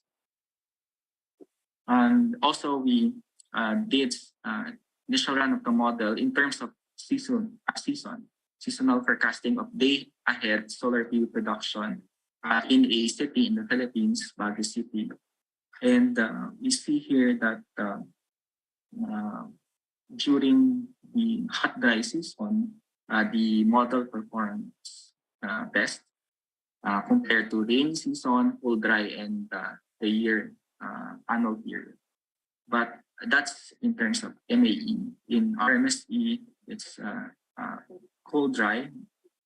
But of course, after that, hot dry seasons, the model performs also good or satisfactory during the hot dry season. And lastly, I have mentioned that we are also would like to also develop a web GIS, and in this part of the project, we're still on the development of the web GIS. So this is the web stack, the conceptual framework for the web GIS. So for the database, we'll be using PostgreSQL, and for the backend web GIS server, we'll be using the Django framework, and for the front end, the WebGIS platform, we'll be using the React.js framework for this part of the WebGIS. We're still in the staging deployment of the WebGIS. And for the conclusion, geomatics research covers a wide range of applications, including energy resource assessment. So I presented an example of a project that used geomatics for the solar PV resource installation assessment.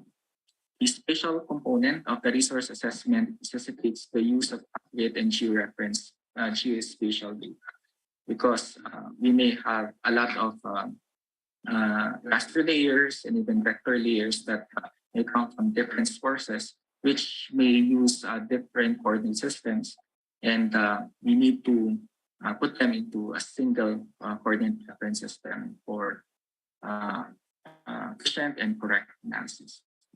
And here, geomatics products for energy resource assessment should be operationalized and be accessible to the relevant stakeholders. And outputs from Project CNA can help relevant stakeholders in the planning and management side of any solar PV project, especially here in the Philippines. These are some useful papers that we have published that is related to the project and the topic I have just presented. Thank you very much for your for listening. And if you have any questions about the project, you can email us at this official email address. And you can also visit the project website, cna.nec.upd.edu.ph. And we also have a Facebook page so that you can follow with this so that you can be updated on what's happening in the project. Thank you very much for listening. Thank you, Professor Je, for the very detailed paper presentation on Project CNEC, as well also on the geomatics resources and research as well. So let us move on to our next speaker, our final speaker for this session. Let me put up his slides again. for introduction of speaker. Okay. So our final speaker for session number 1 is none other than Dr. Jong Yoon Yong, okay, the head of principal research scientist of the Advanced Photovoltaics Research Center, Korea Institute of Science and Technology, professor at Division of Nano and Information Technology, KIST School, University of Science and Technology from 2017 to 2021. Today, he's going to deliver a topic on advanced CIGS thin film solar technology for carbon neutrality. So with this, I'd like to hand over the control to Dr. Jong Yoon Yong. Over to you. Thank you for introduction. Hello, everyone. My name is Jingyeon Jung. I'm working for Korea Institute of Science and Technology, KIST. And it's my pleasure to have a chance in this meeting to share my research. Today, I will talk about the advanced CIGS thin film solar technology for carbon neutrality. I will start with the requirement of BIPV application, such as transparency and flexibility. And I will give you the short results.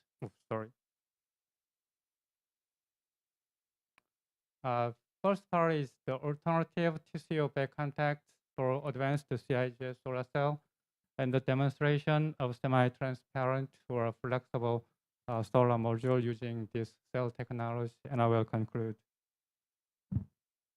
Because of fast-growing demand for solar cell to achieve the carbon neutrality by 2050, it has been very important to secure sufficient installation spaces in our country.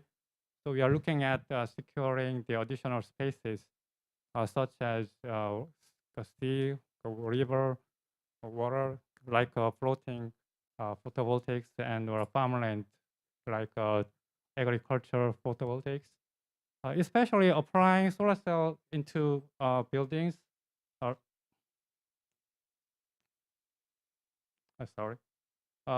Like this, does not require the additional extra spaces and the power transmission facility. So much interest in BIPV is increasing. Such demand on BIPV requires the development of novel, transparent, or flexible solar cell to make the installation to the buildings more easily. This technology should not only be highly efficient or stable, but also aesthetically beautiful, because the people's acceptance is also a critical factor in buildings. For the special requirement of the BIPV, we are considering to use CIGS technology with this structure, molybdenum material, and CIGS and tissue. Because this technology features low cost and high efficiency comparable to the multicrystalline silicon solar cell, and good stability, no hazards, and good applicability. And this technology is already commercialized. In our teams, for the large scale application of this cell into the real field, we are developing the technology for monolith integrated structure like this. This structure consists of multi-array cells, which is separated by the 3 scribing lines. In this structure, the precise patterning is very important. So we are developing the laser scribing process for precise patterning. By the way, the CIGS solar cell has several issues in the form of making transparent or flexible solar modules with the laser scribing process. Regarding the laser scribing, scribing molybdenum back contact is not easy, and also the scribing, P2 scribing of CIGS is very slow, or sometimes P3 scribing will damage the PN junction. All of these features will reduce the solar module, its efficiency. More importantly, molybdenum back contact in this structure is not transparent. So it's so transparency is impossible in CIGS solar cell with molybdenum back contact. Also, it's not easy to fabricate a flexible solar module on plastic substrate because the substrate is too flexible or has very low thermal resistance, which creates some mechanical stability issues such as delamination and cracks like this. I believe that replacing the molybdenum back contact with a TCO material could provide the right solution to solve those problems.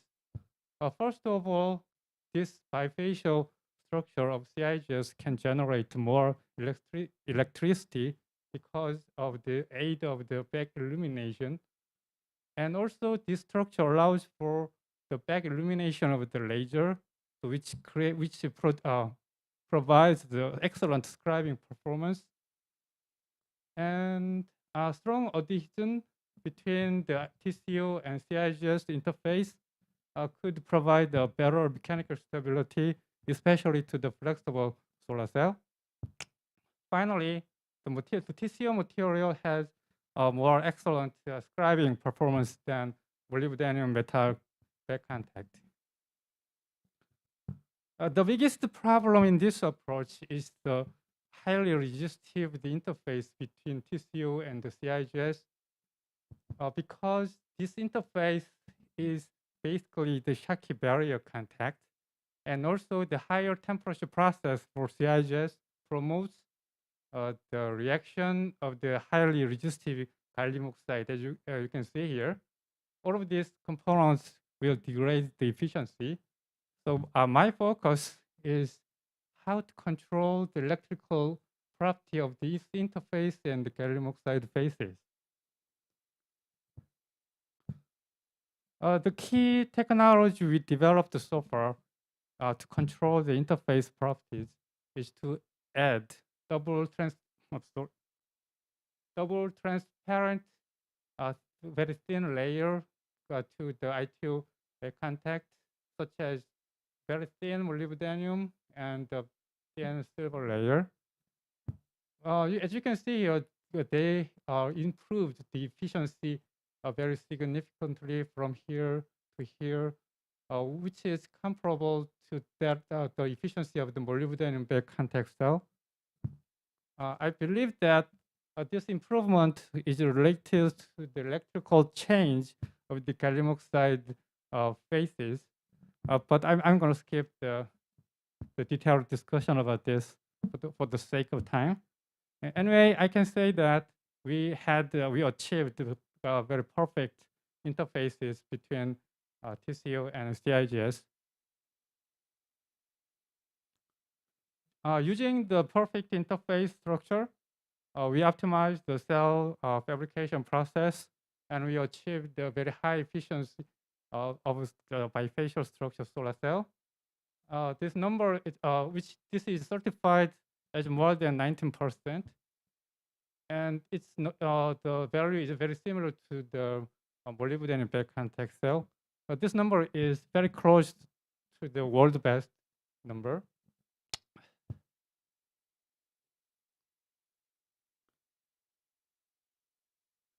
This slide shows how we achieved the transparency in CIGS solar cell. The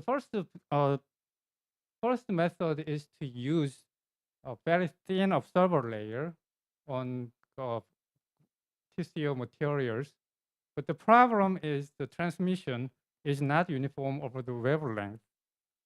So the transmitted color ranges from yellow to red, which is not favorable to building window applications. So we focus on the micro aperture array forming method, through which the light transmission is possible. This structure enables the color neutral transmission without further loss of efficiency. So I believe this method have some much computing power than this thinning method. Before going to details about our semi-transparent fabrication experimental results, I want to show how what is the monolith integrated structure. This structure is made by adding the 3 scribing processes to the thin film process. P1 process is to isolate the bag electrode, and the P2 scribing is to etch CIGS to make a connection between cells, and the P3 scribing is to isolate top electrode. So every cells are interconnected in series, but this structure has some problem because of this area. This area is cannot generate the electricity, so sometimes the optical loss happens, or resistive problem is increased because of the extended the traveling length. So in this structure, the quality of laser scribing process is very important.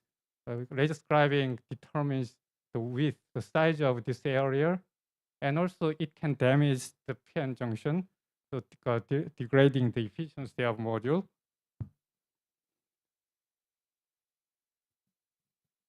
ITO has very wonderful benefits over the molybdenum back contact in terms of p-n scribing.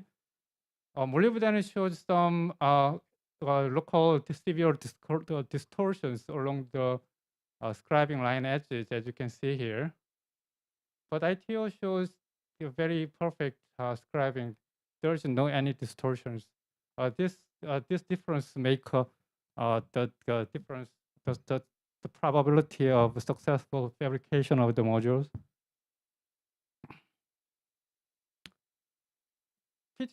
ITO back contact has a further benefit in terms of P2 scribing to make etching of the CIGS material.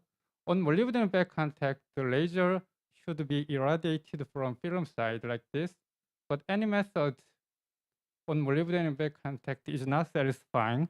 One example shows that the scribing is not controllable.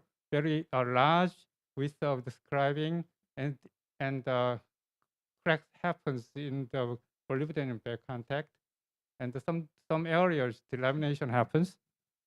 But ITO back contact allows for the back illumination of the laser. This method guarantees the high-speed scribing.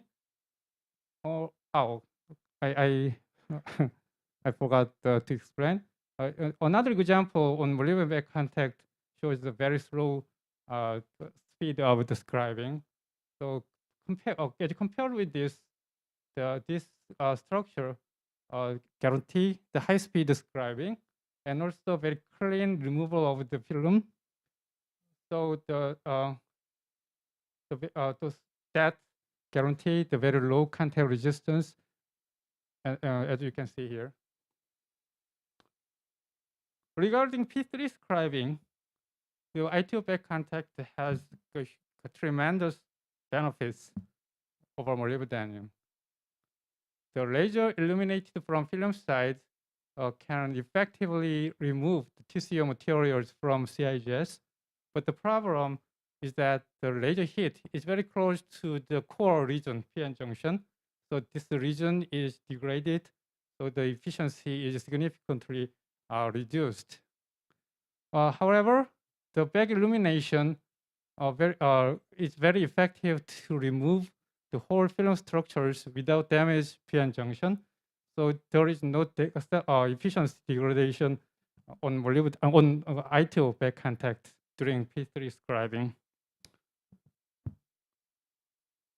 We applied the all laser processes to our bifacial cell structure and obtained a monolithic integrated structure of 16% module efficiency.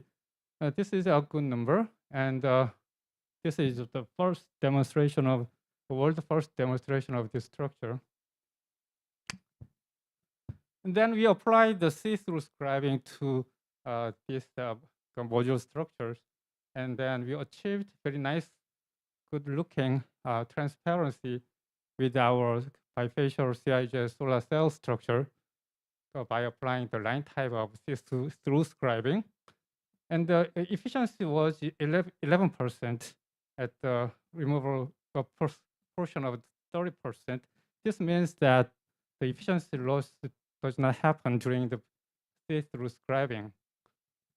In addition, this technology enables the independent control of the color between the outdoor and indoor. For example, this module looks green from outside, but color neutral inside. I think this feature is more favorable to building BIPV window application. I think using the same cell structure using ITO back contact could contribute to the development of the flexible CIJ solar module. Basically, flexible CIJs is fabricated on insulating polyimide films. But because of the low thermal resistance of the polyimide films, the laser scribing should be applied more carefully. Otherwise, the polyimide will be damaged by laser.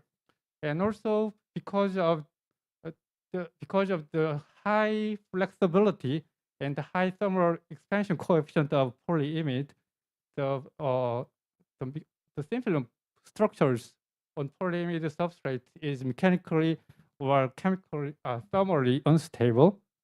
So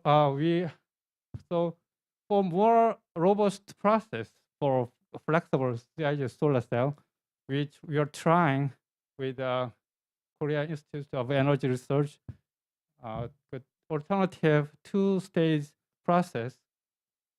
First stage is to fabricate solar CIJ solar module on polyimide coated glass, and then to lift up the whole flexible structure from glass with a laser process.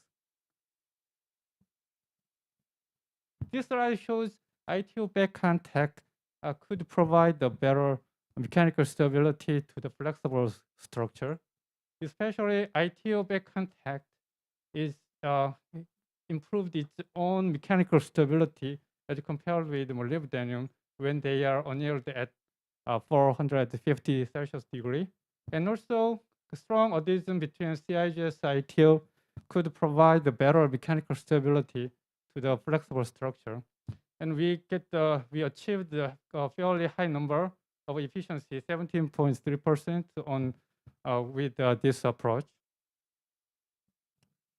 Similarly to the semi-transparent case, ITO back contact on polyimide have a tremendous benefit over molybdenum. As I told you in the previous part, the molybdenum is very sensitive to its properties in terms of pure scribing. In some cases, the local distortion is found along the line edges. This distortion creates the shunting path, as you can see here, during subsequent cell fabrication. However, ITO material shows very nice scribing performance. And I believe this is the scribing is carried out in purely in non-thermal mode. So conclusively, successful cell fabrication is possible on the P1 scribed ITO back contact. By using the laser process and the cell fabrication we developed so far, the CIJ solar module were demonstrated on the polyimide coated glass of 10 by 10 centimeter scale size. And then we achieved the 15% of module efficiency. I expect this number it will be improved very soon by enhancing the cell efficiency, because this approach is already proven successful.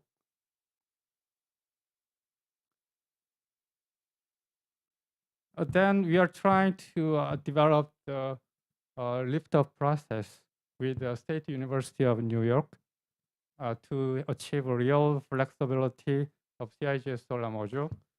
This data shows the lift-off process was so successful. This is just the preliminary results, but during the lift-off process, efficiency was not degraded. So I can say that the approach using the polyimide coated glass and the lift-off process was successful in achieving the flexible CIGS solar module. Here's a summary. We succeeded in achieving the perfect interface between ITO and CIGS by optimizing the interface structure. And then we applied the cell structure into to make a semi-transparent or flexible solar module. And then we succeeded a demonstration of both solar models.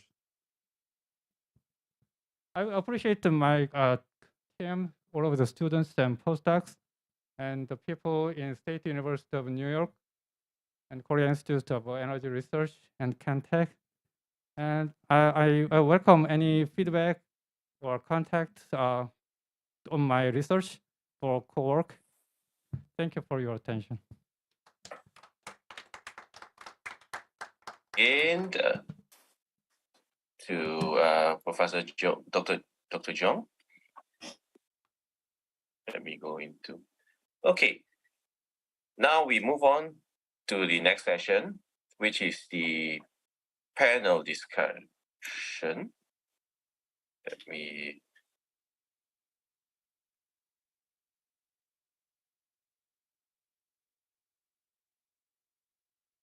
Okay. Once again, thank you to all the speakers from Malaysia, Korea, and Philippines. And now we move on to the session panel discussion. So I will call upon the four speakers of the day to come on screen again, together with also two other panelists. We have also invited Professor Jung Soo-Hoo, the director of the Institute for Global Climate Change and Energy of the Kyungpook National University of Korea, okay, as well as also Dr. Chua Kian-Hwa, the chair of the Center for Railway Infrastructure and Engineering of the University Tunku Abdul Rahman. Now, we have only about 15 to 20 minutes, so the format and of course the session will be done in such a way that since the four speakers have spoken earlier, so I would like to invite maybe the two additional panelists to give 2 to 3 minutes of their thoughts on the session earlier. And then we will open up for Q&A. And at the same time, we also encourage the panelists to also have the crossing questions among the panelists so that it will be lively. So the first session, we will get the two panelists to speak. Second session, we will actually open up for Q&A. And third, we will actually have a cross questions between the 4 and the 6 panelists that we have, so that we have actually a live discussion among the panelists and also the audience. So with this, maybe I will start with maybe to give Professor Jung to maybe just give your thoughts about the presentation just now, and also maybe some additional pointers that you would like to highlight on the session, which is actually talking about photovoltaic. Okay, can I have the Professor Jung on the screen? Okay, thank you. Yeah, my name is Jung Soo-Ho from Kyungpook National University. First of all, I appreciate excellent presentation of speakers. From Korean side, 2 speakers demonstrate advanced solar technology like perovskite, silicon tandem solar cell, and CIGS, simple solar technology. From Malaysia, he showed the implementation of a photovoltaic system in especially tropical region. So we need to consider weather parameter here. And from Philippines, he demonstrated geomatics for solar PV resources with a geographic information system and remote sensing.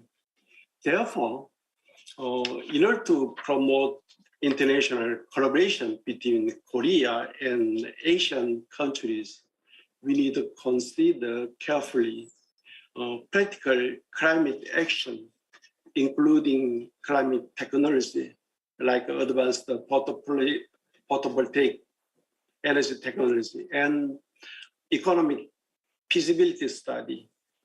Climate action means policy and programs that reduce greenhouse gases, builds resilience to climate change, or support and finances those goals. So we need to consider energy transition with several energy portfolio. For this purpose, we need to consider first step, optimization analysis.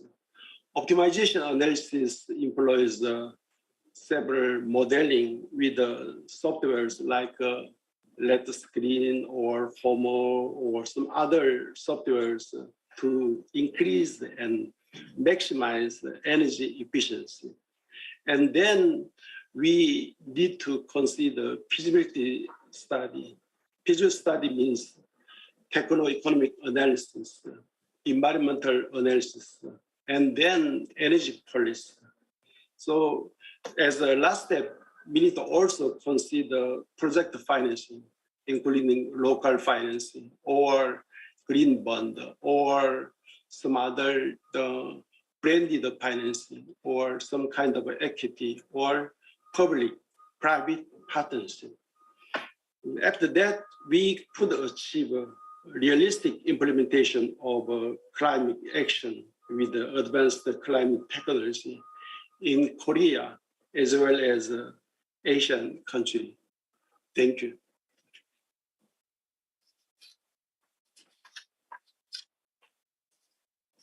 I forgot to unmute. Thank you, Dr. Jung, for your sharing and also your suggestion, which I think you have actually mentioned of the optimization via software, as well as also conducting feasibility study, economic analysis, financing, and also private partnership, which I think are very good points and suggestions as well.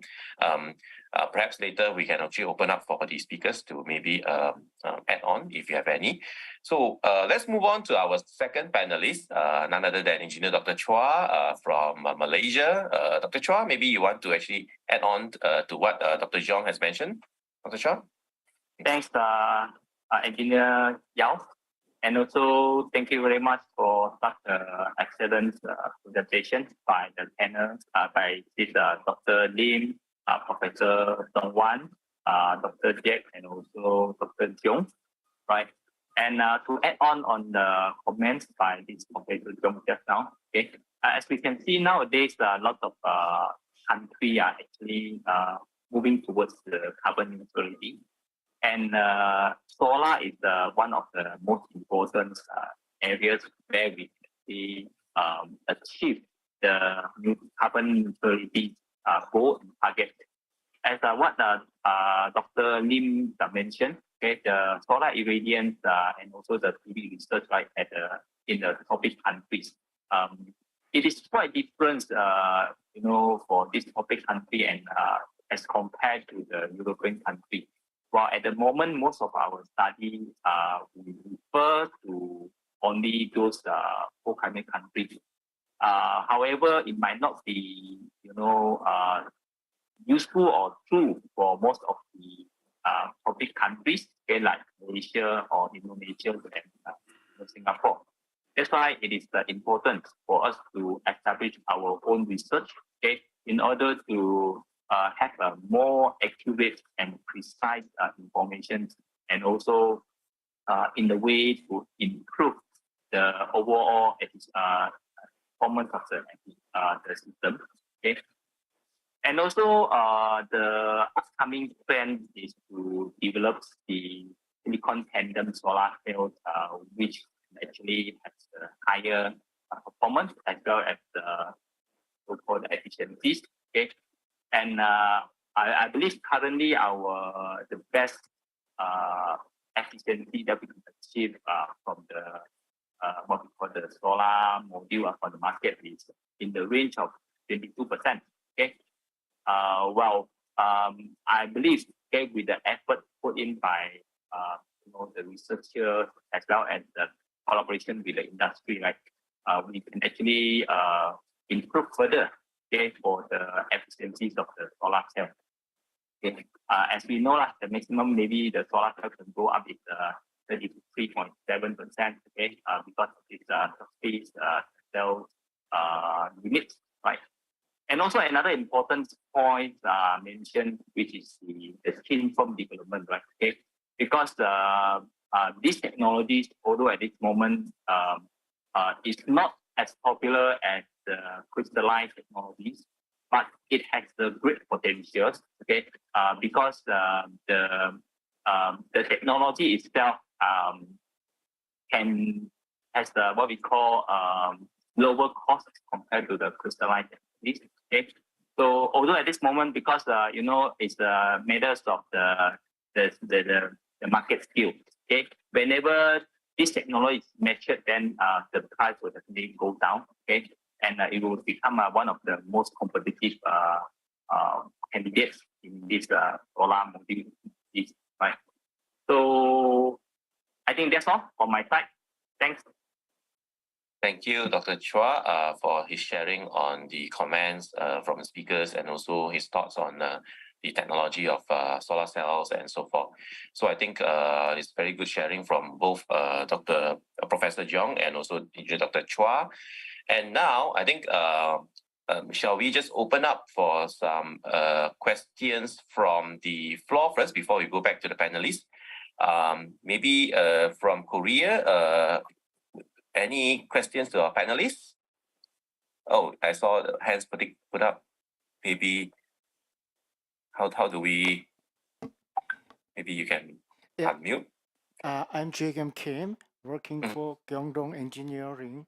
I'm actually engineering consultant, and I'm not a panelist of the first session, but I'm a panelist, one of panelists in the second session. So for water treatment. And because the questions, I actually have two questions. The reason I have two questions about photovoltaic technology is very important to me, my project.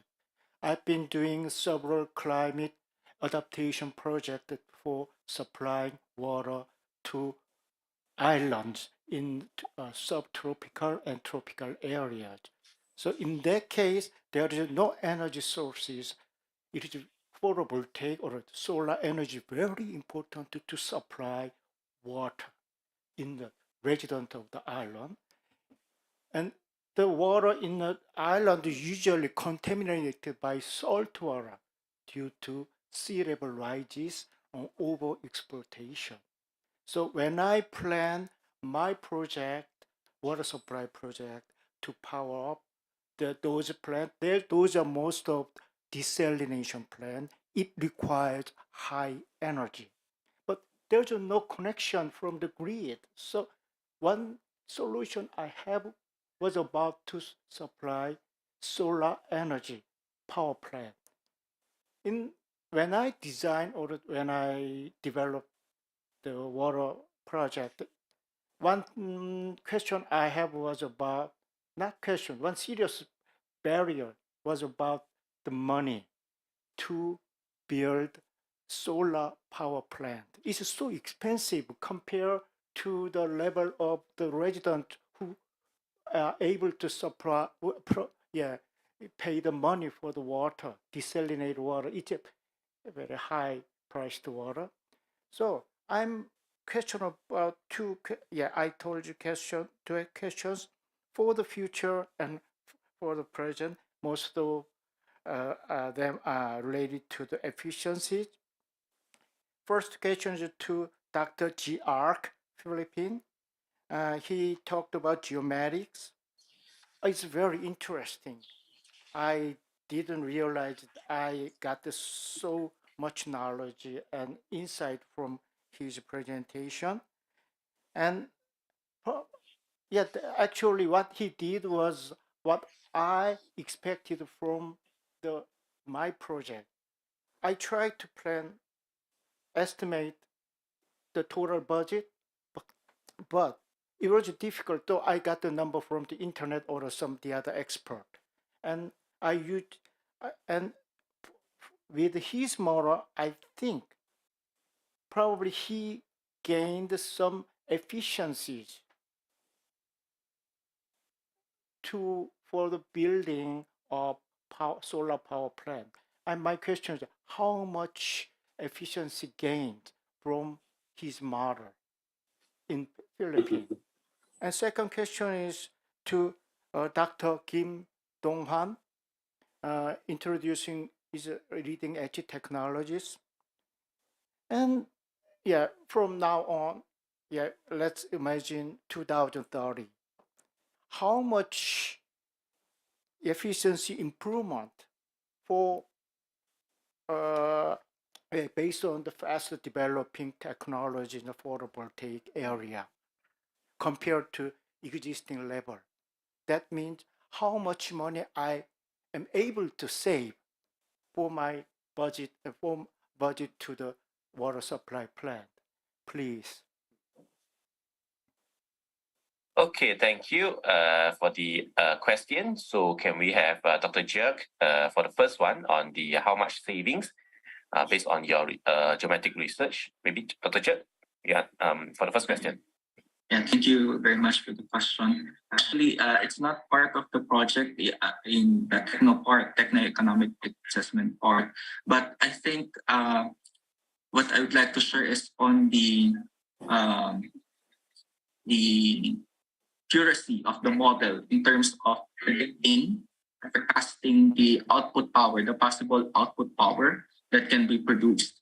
So in our current model, the forecasting model, we are targeting at least 18% error, the MAPE in absolute percentage error. So that's the industry standard in the Philippines. So at least 18% is the error. And currently, I think the model that we're developing is at 15%. So it's already within the current standard. Yeah. But for the economic assessment, I think it would be probably part 2 or the next phase of the project. Because now we're dealing with the technical first of the assessment. Thank you, Dr. Jerk. It will be part 2, and perhaps the part 2 can be in Thailand, like what together with the one that asked the question, because his project is in Thailand. Okay, let's move on to question 2. To question 2, Dr. Jung, maybe you can, Professor Kim, sorry, you can actually answer that, Professor Kim. Kim Dong-hwan. Yes, thank you for the important question. Indeed, the solar cell efficiency or module efficiency is the key factor for decreasing the whole system cost or price, and eventually the electricity price. Currently, the silicon solar cell efficiency, the commercially available solar cell efficiency is about 22% to 24%, depending on the manufacturer. And the efficiency limit is estimated somewhere around 29%, the theoretical efficiency limit. So everybody, a lot of scientists putting effort to increase the efficiency toward the solar cell efficiency limit of 29%. But year 2030, I would say realistically, we would see efficiency increase about 1 or 2 percent point. So I would say the manufacture, the large scale manufacture the silicon solar cell efficiency should be around maybe 24% to 26%, somewhere around that figure. Okay. Well, and if I comment on the tandem solar cell and perovskite solar cell, maybe they are not in the market at that point. So, right. Thank you. Thank you.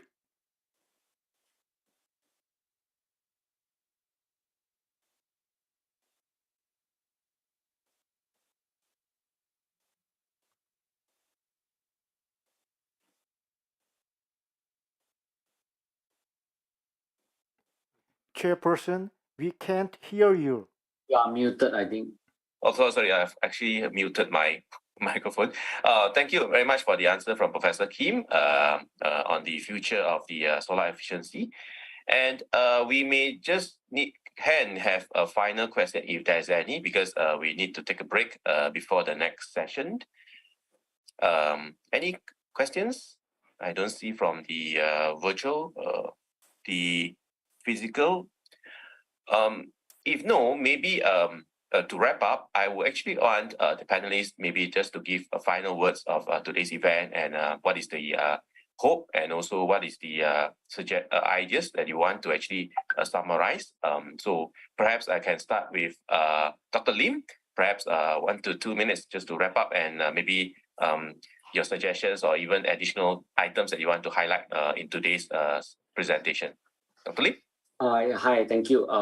From my viewpoint is that currently, although we have many power plants have been built, but at the same time, not only the existing efficiency is important, the quality that whether it can last long is also hunting this developer. They spend a lot of money and then they found that frequently their performance is not up to their expected condition. So because of that, we need a lot of information. We can build a lot, but we lack of information, like what Dr. Jud is doing, the solar evidence data, and what I'm doing is also adding the knowing the detailed distribution of the solar evidence profile. And that information are really important across the whole ASEAN country, so that we can avoid those unnecessary PV system quality issue. If the quality issue exists, then I mean, if a lot, then definitely the cost is not paid at the time that you expected. Thank you.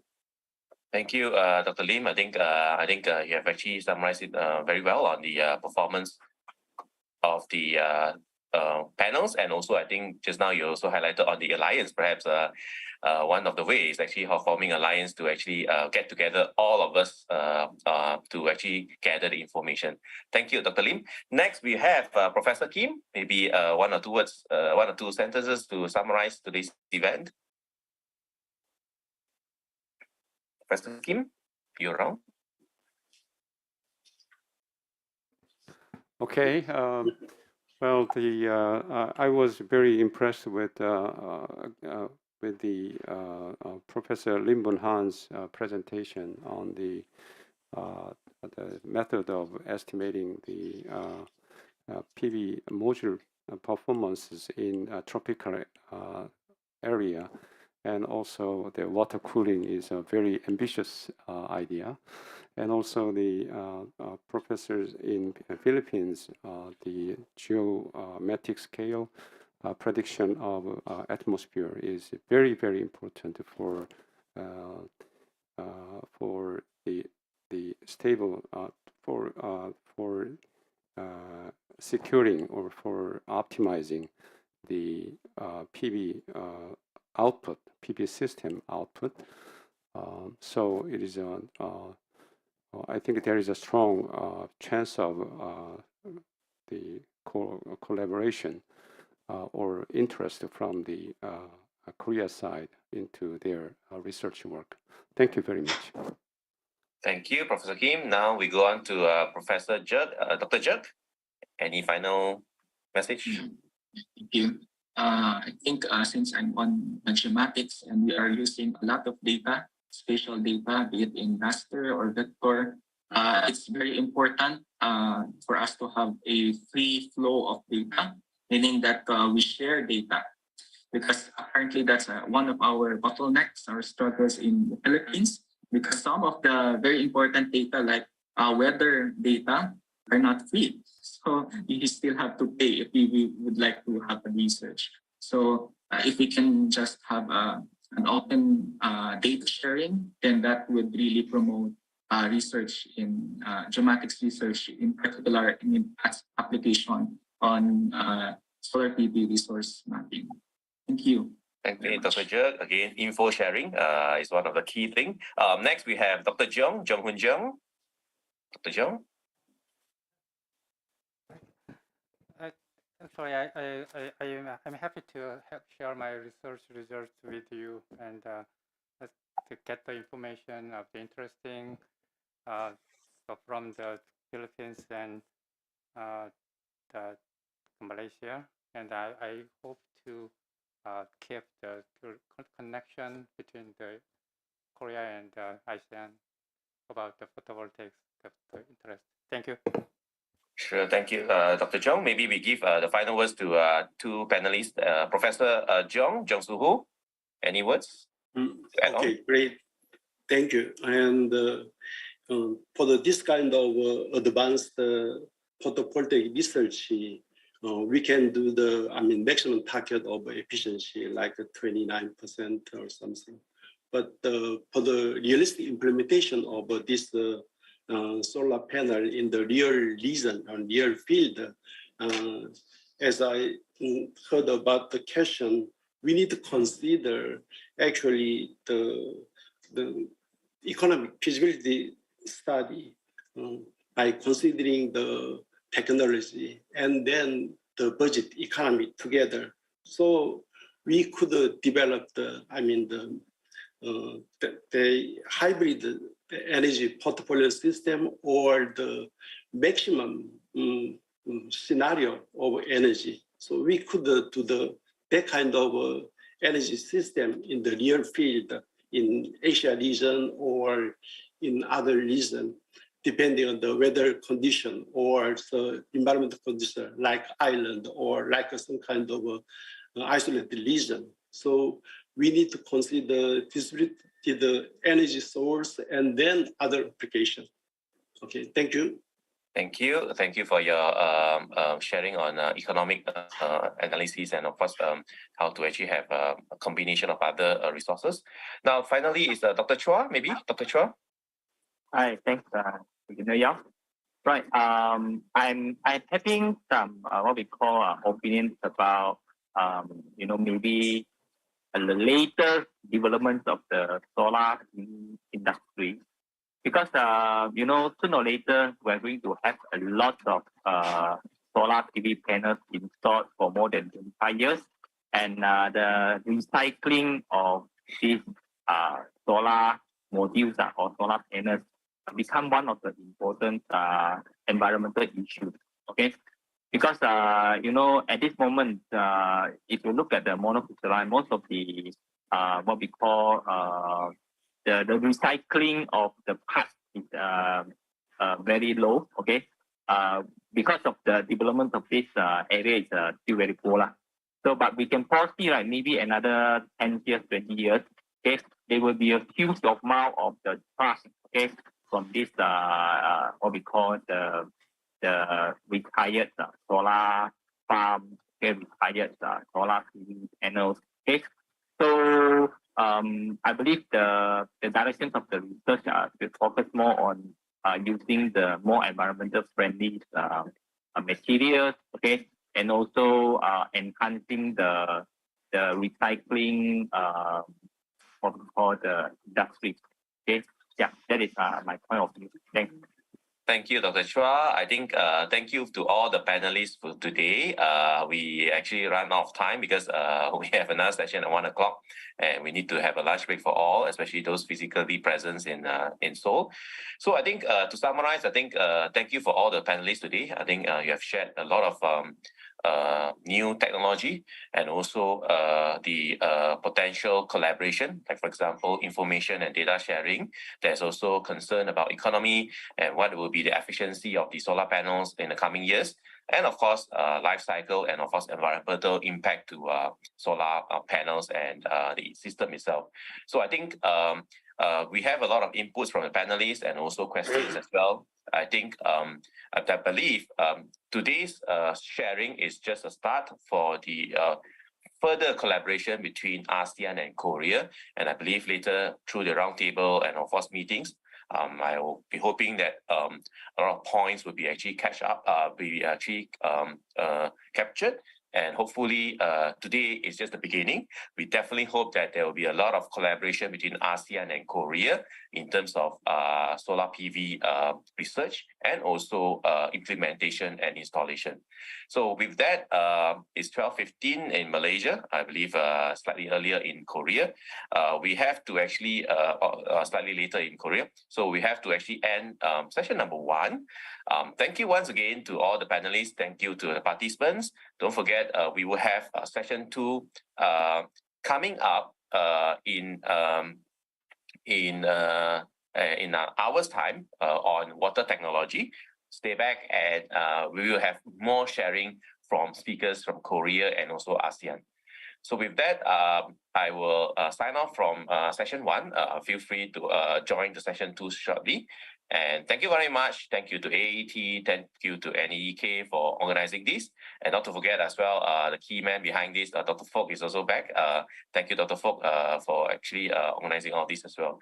So that's all I have for this session. I know there are actually still questions. I think we can just put in the chat box because we need to end the session now. And that's all we have. Thank you and see you again. And hopefully we have more collaboration between ASEAN and Korea. So thank you and 감사합니다.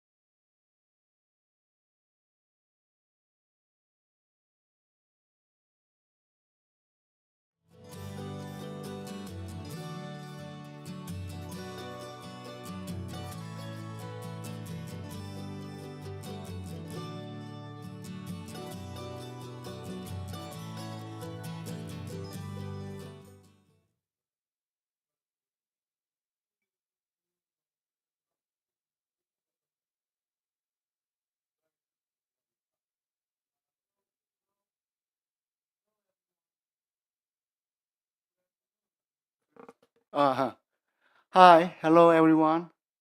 Good afternoon. I hope everyone had a good lunch. My name is Byung-ki Chung, Principal Research Scientist of Korea Institute of Science and Technology. I'll be moderating the afternoon session of the forum.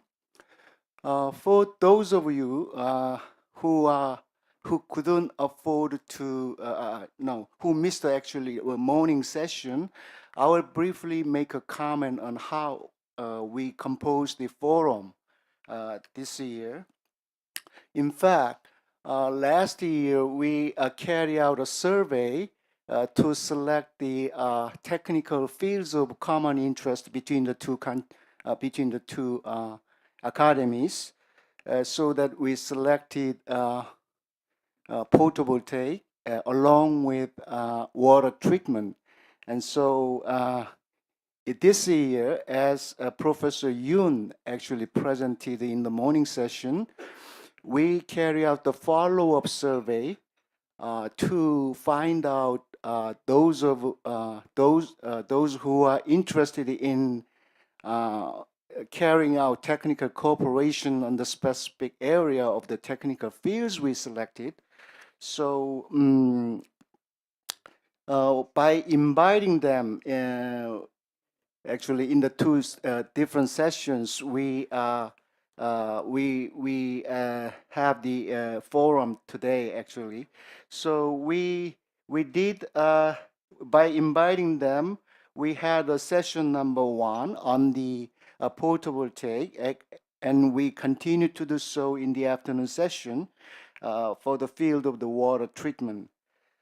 For this session, actually, we invited 2 experts from ASEAN and Korea to share their expertise and experience in the field of the water treatment.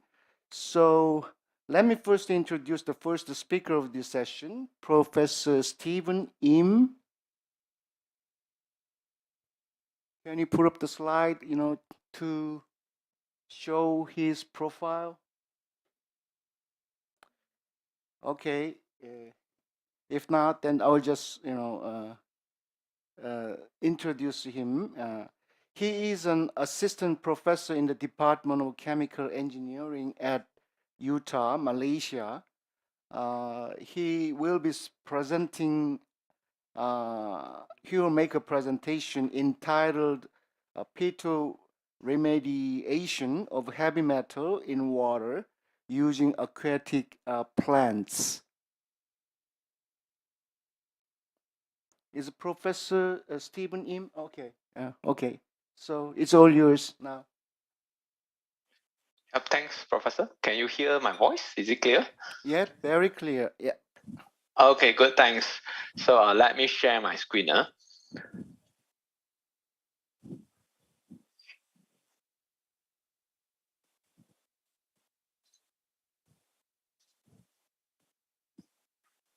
Okay, I hope you can see my screen. Is my screen okay?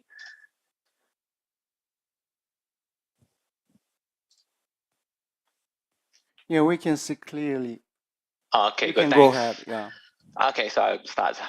Okay, so of course, good afternoon, everyone. I'd like to express my thanks again to AET and also the National Academy of Engineering Korea and NAEK for inviting me to deliver on this research talk on the water treatment. I think we all know that basically water is the basic necessities for us and also a most essential components for our survivals.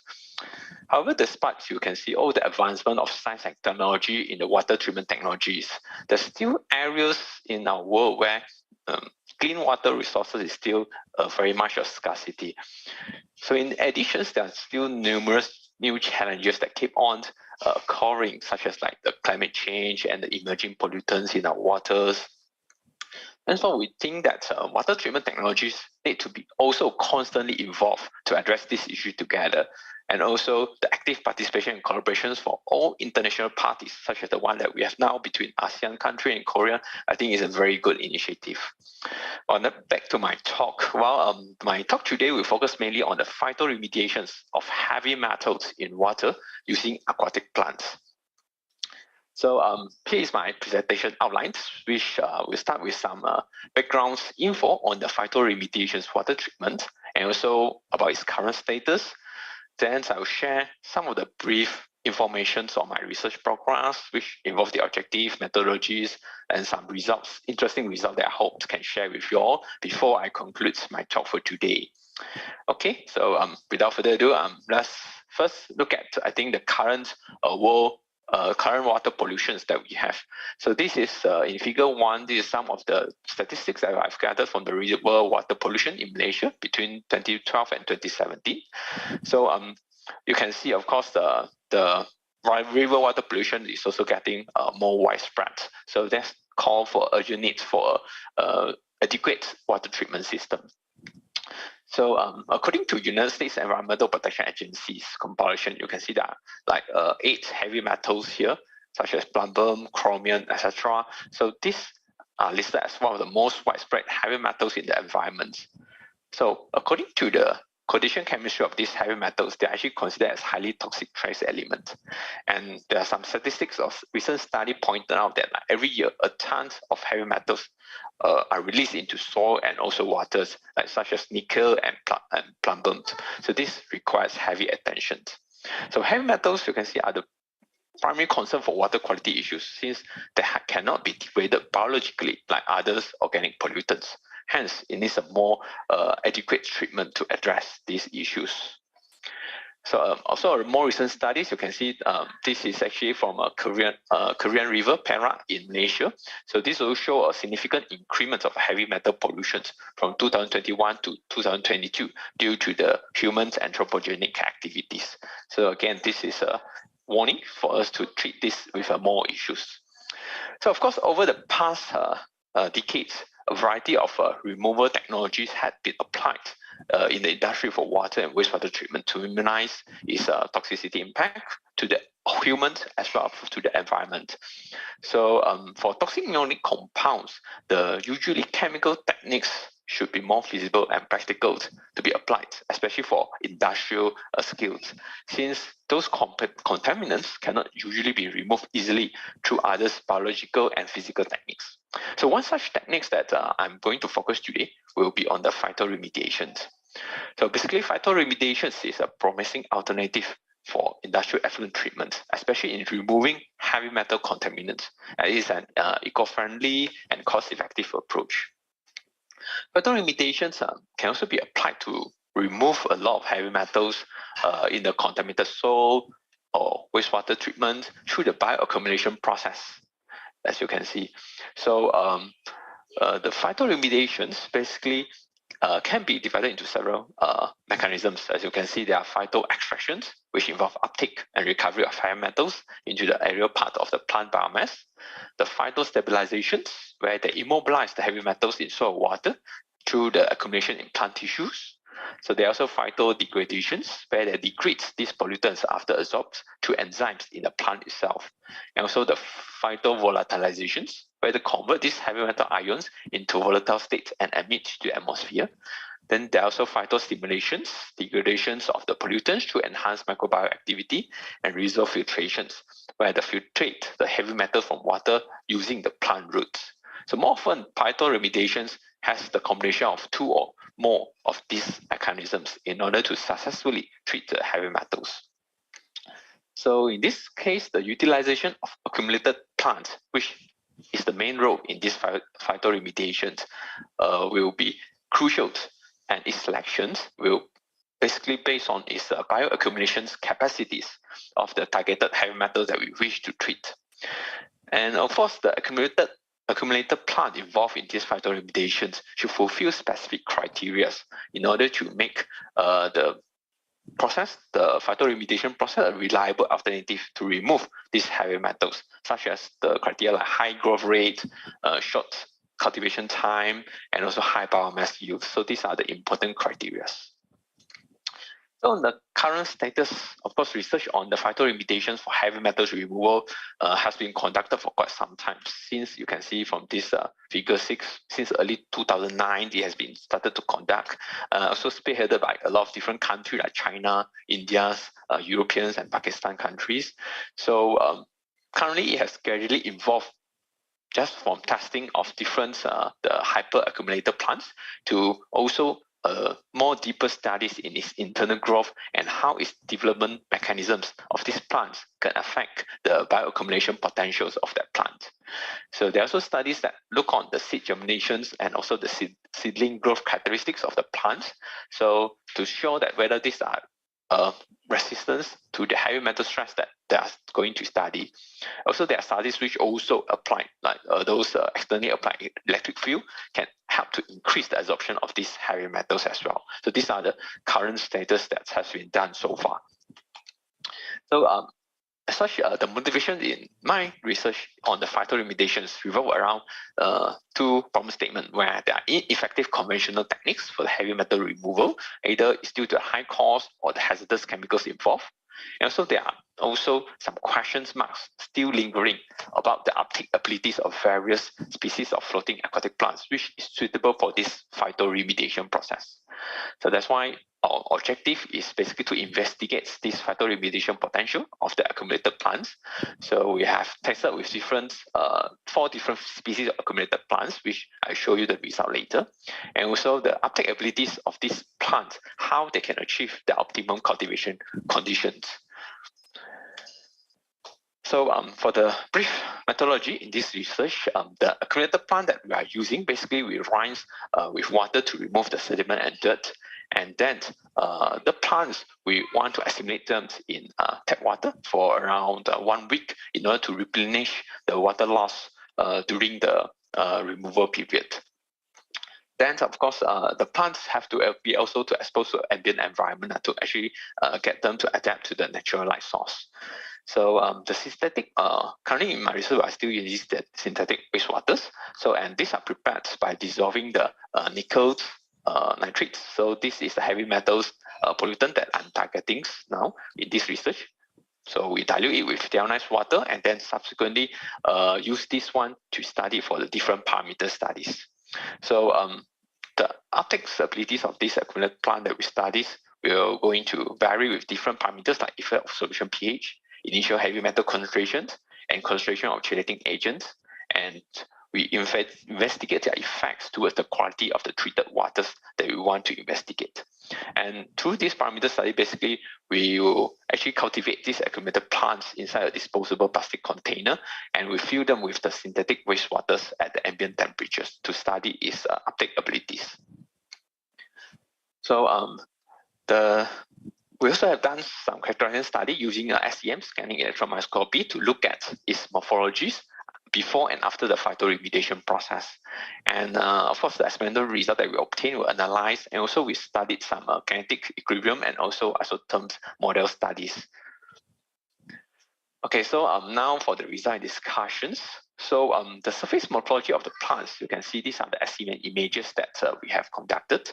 So the surface morphology of the plants we study using SEM, and we can observe the changes in the structure of the plant before and after. So here we look at the roots and also the leaf of the plant itself. So this basically images is from the plant species we're using is the Salvinia auriculatus, and from the root here you can observe basically that after the phytoremediation process, there are actually spherical particles that attach on the surface of the root, and this again shows the phytoremediation potentials of this plant. On the other hand, if you look at the leaf, so there's basically not much significant difference. So basically this tells that the phytoremediation still mainly take part through the root process itself. However, from the leaf also, we did notice that there's some shrinkage that happens, maybe probably due to the drying process in the oven that we have conducted. So now on the different other species that we have conducted also. So these are the estimate images of the root for the Pistia stratotis, another type of aquatic plant that we use to observe, and also this Echonia crassipis, and also the Salviniaceae families of this floating plant. So here you can actually notice also the plants, especially from these Salviniaceae families. We are using basically the Salvinias natans and also Salvinias auriculatus as our species for studies, and you can see that they actually exhibit numerous fine and thin ascendant roots, which helps in the phytoremediation process. And from this Pistia stratos root, you can actually notice the cell walls, which also exhibit wrinkle and rough surfaces, and this might increase the surface area for the bioabsorptions as well. And you can see this will be so this is actually the roots of the Echonia crassipis also, where you can see there are a layer of some wax that's covering the surface of these roots, and this might be beneficial, especially for the oil removal in the phytoremediation later. Okay, so now we look at the uptake abilities of all these accumulated plants that we have studied. So basically, different species of the accumulated plant that we use in the phytoremediation process, we put in the nickels 2+ ions as our targeted pollutants. The concentration is about 5 milligram per liter, and the pH we fix also at 6.5 pH. So the cultivation time is about 1 week. So the result we can see from this figure 10, basically there's a significant improvement or removal of the nickel ions at the early stage of the cultivation period, and then the rate of the removals becomes slower after around, I think, the 3rd and 4th days. So the removal percentage basically follows the following order: Pistia stratos, Echonia crassipis, Salvinia auriculata, and Salvinia natans. So Salvinia natans actually possess the highest nickels removal efficiencies based on these phytoremediation studies. So this finding, of course, you can indicate that both these accumulated plants, the Salviniaceae families, had higher nickel metal uptake abilities compared to the other two. So this, I think, could be explained by the presence of the hairy verticillate leaves. So from the leaves, you can see that that can actually help to promote the phytoremediation process. And of course, this can help to improve the removal rate of the nickels from the synthetic wastewater that we use. And also here, we also, from figure 11, you can see we also calculated the bioconcentration factors of these various species that we use. And the highest bioconcentration factor you can see is actually exhibited by this Salvinius natans plant. And all these bioconcentration factors you can see is actually exceeded the indicator level of 1. So basically, this indicates against the suitability of these plants as the excluders as in the phytoremediation process. So now let's look at the effect of solution pH. So here we also look at 2 different species of plants, the Pistia stratus and the Salvinia auriculatus. So this, when we expose them to the synthetic the wastewaters, we trying to use different acidic condition and also alkaline conditions. And you can see both plants actually showed a dramatic, only the Pistia stratus show a dramatic changes, while Salvinia auriculata actually was not affected much. So you can see the Pistia stratus basically loss is about 45.3% of biomass exposing to high acidic environment. So from this, we can actually infer that the acidic environments could generate these acid radicals, and this can help to convert these fatty acids into toxic lipid peroxide, and this can further stress the plant's growth and then resulted in the reductions in the removal efficiencies. So we also notice that the leaf will become yellowish when the condition is slightly acidic or even at slightly alkaline conditions. So the pH is around neutral, should be usually the most ideal pH for this phytoremediation process.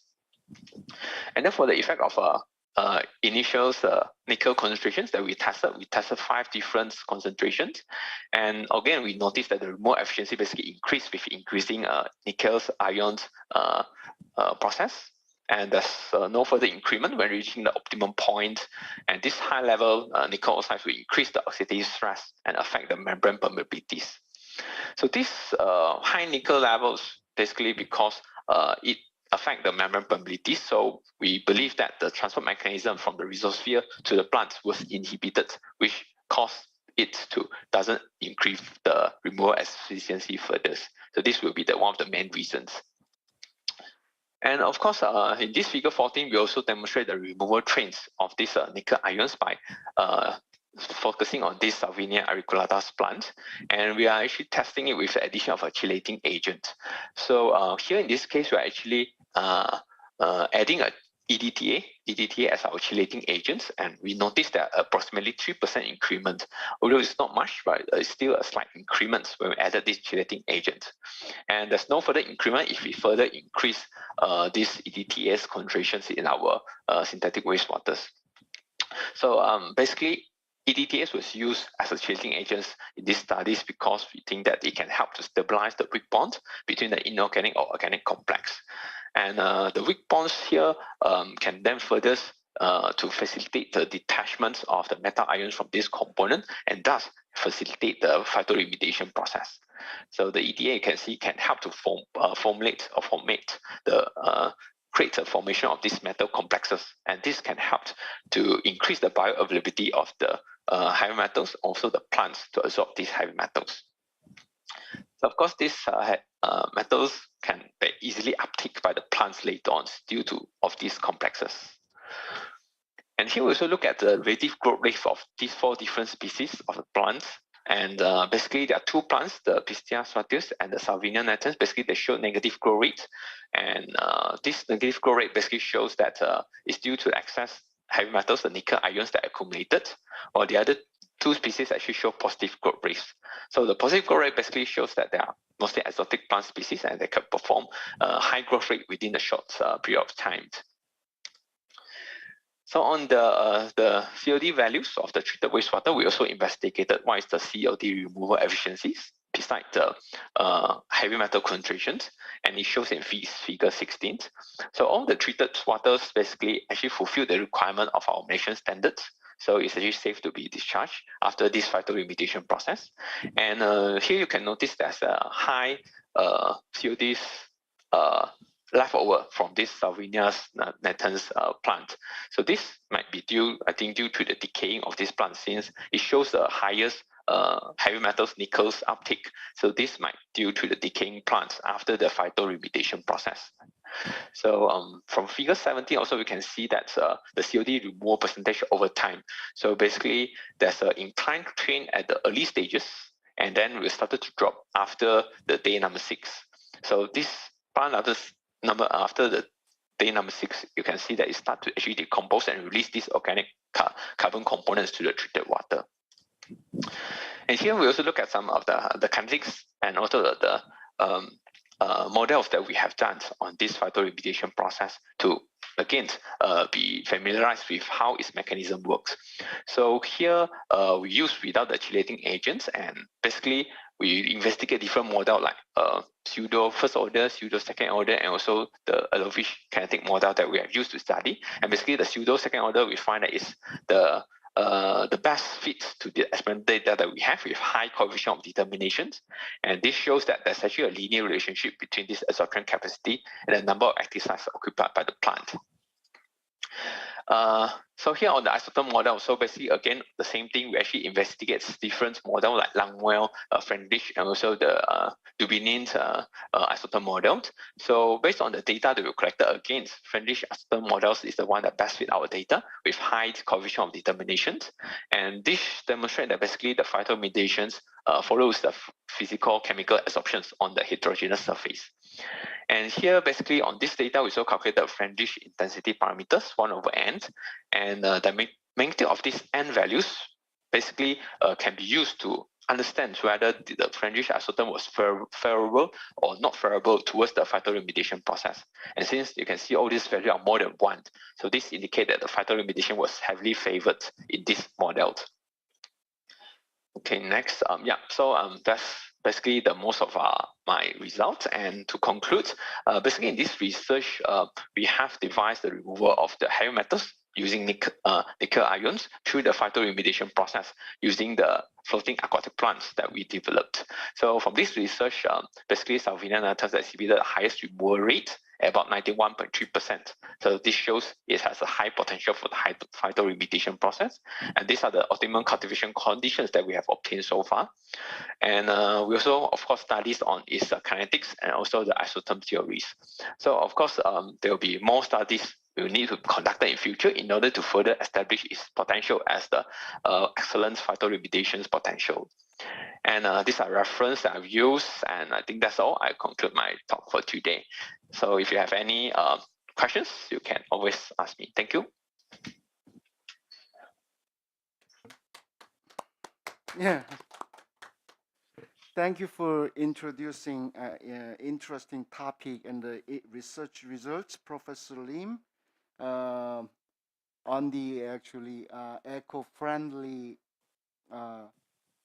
removal of the heavy metal and water, removal of heavy metal contaminants in water using plants.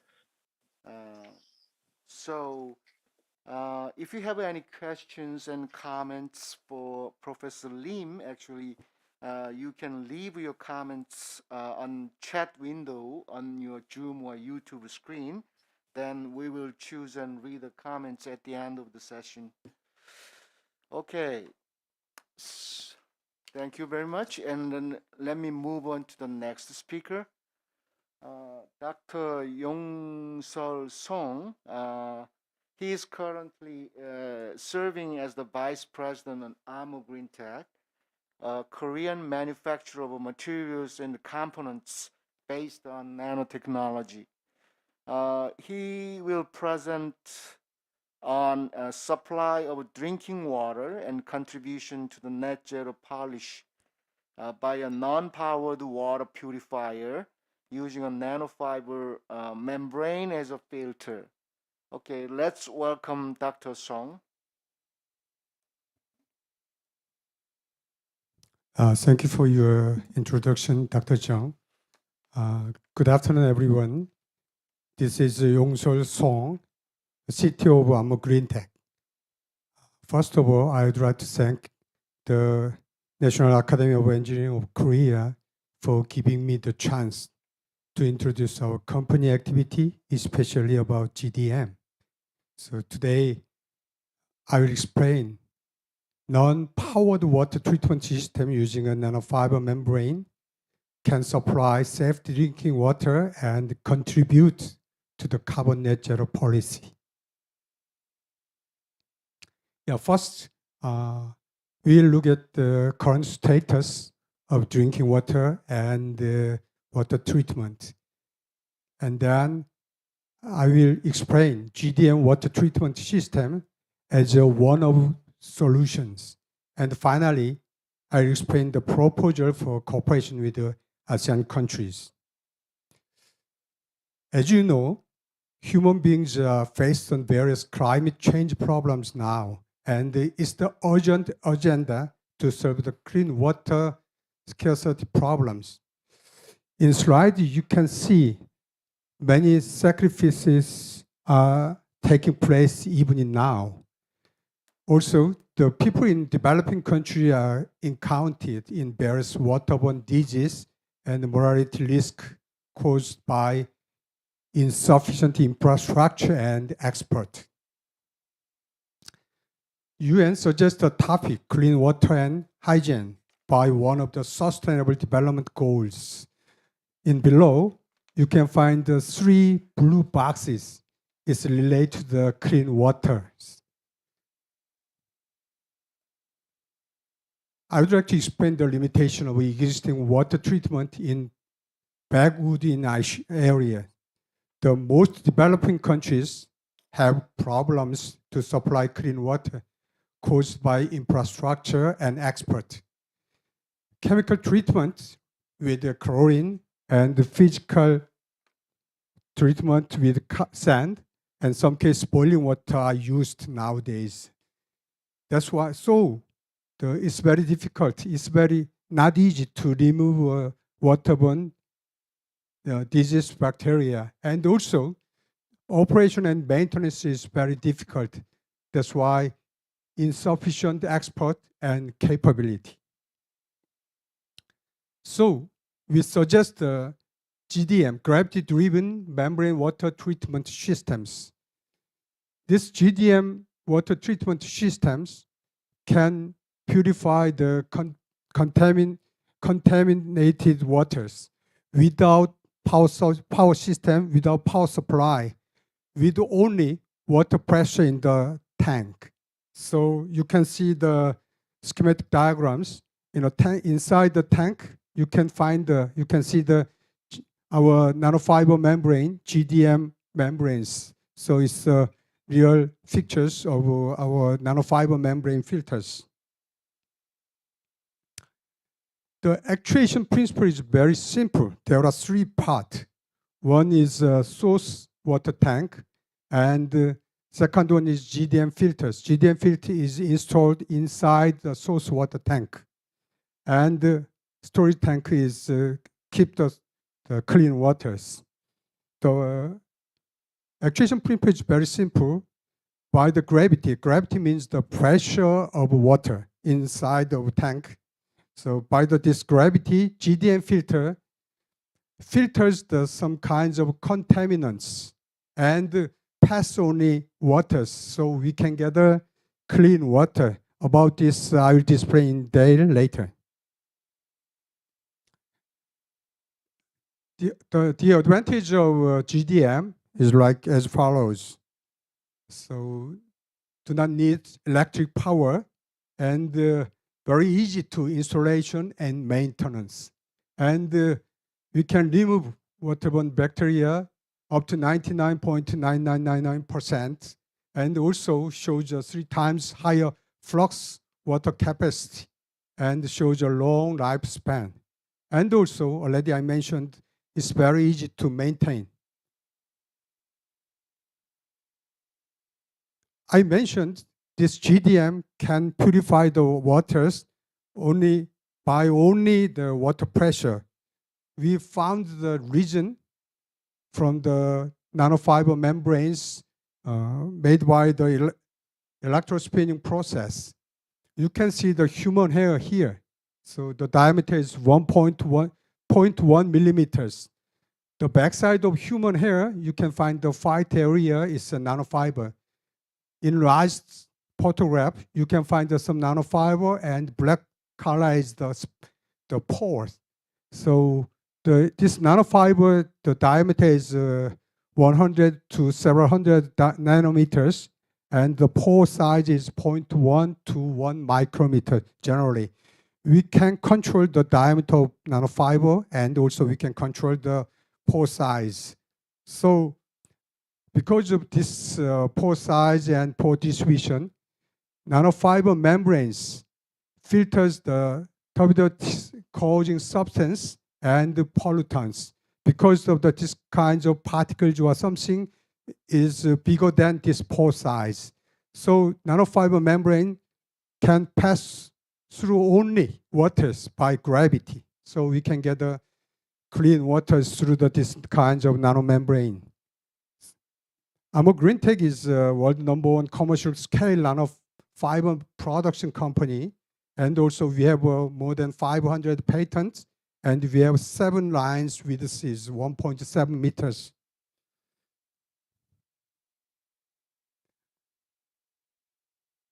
You can see the several kinds of membranes like this. The second one is nanomembranes made by electrospinning process.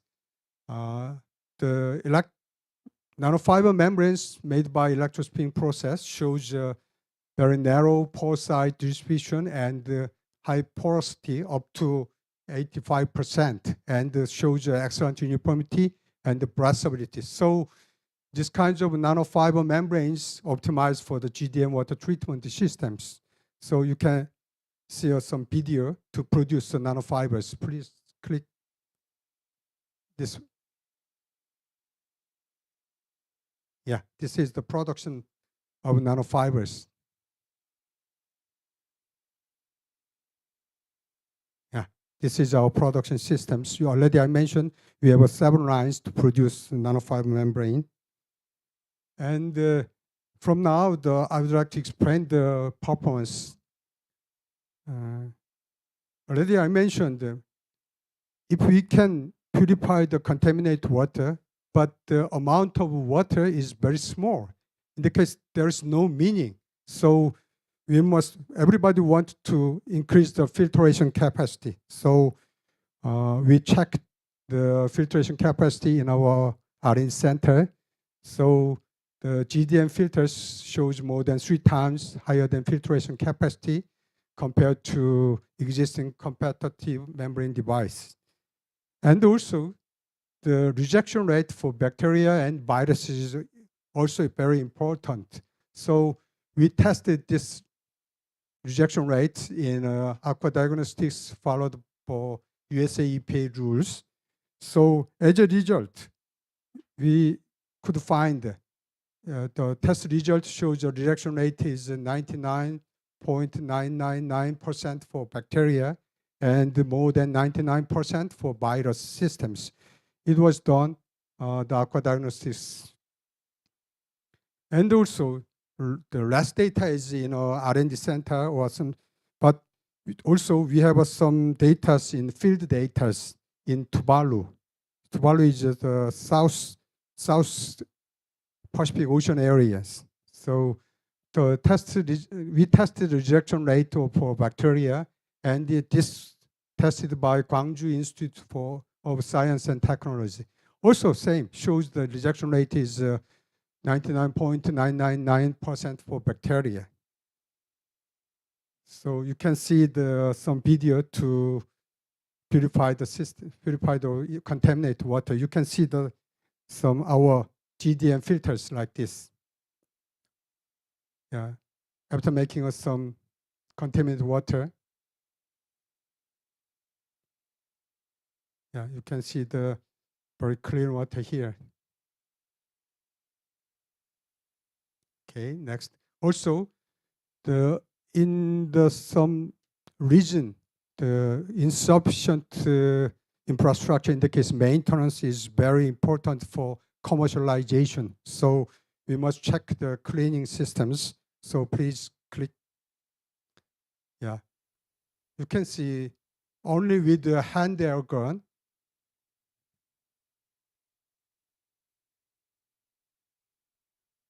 Okay, it shows membrane fouling. Sorry. Back, please. Yeah, okay. So membrane fouling can be easily removed with only a hand air guns.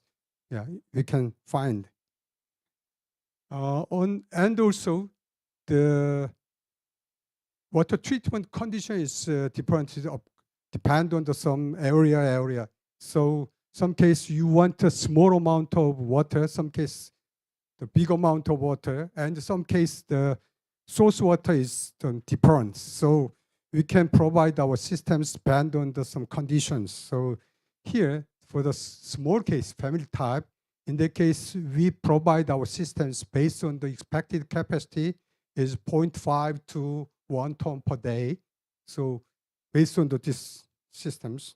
And in the case of village and community, and usually we, based on the expected capacity, is 1 to 5 tons per day.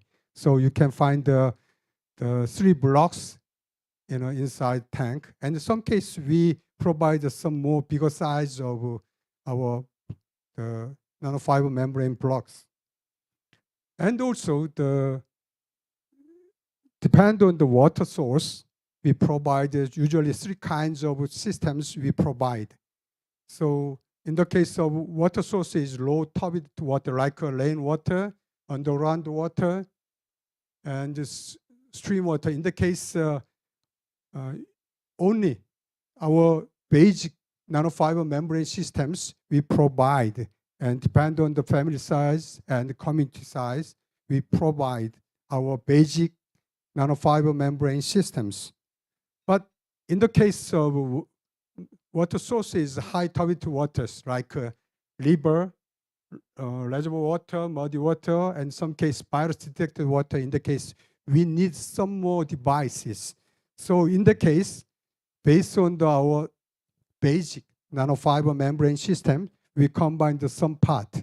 For pre-treatment, we add some kinds of mesh device, and in some case, for post-treatment, we add chlorine or UV systems combines. And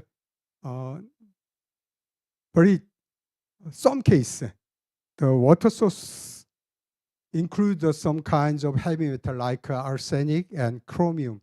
In the case, based on our basic nanofiber membrane system, we add electrocoagulation systems. In this case, we need some power. So of course, the power will be supplied using some solar cell and energy storage systems.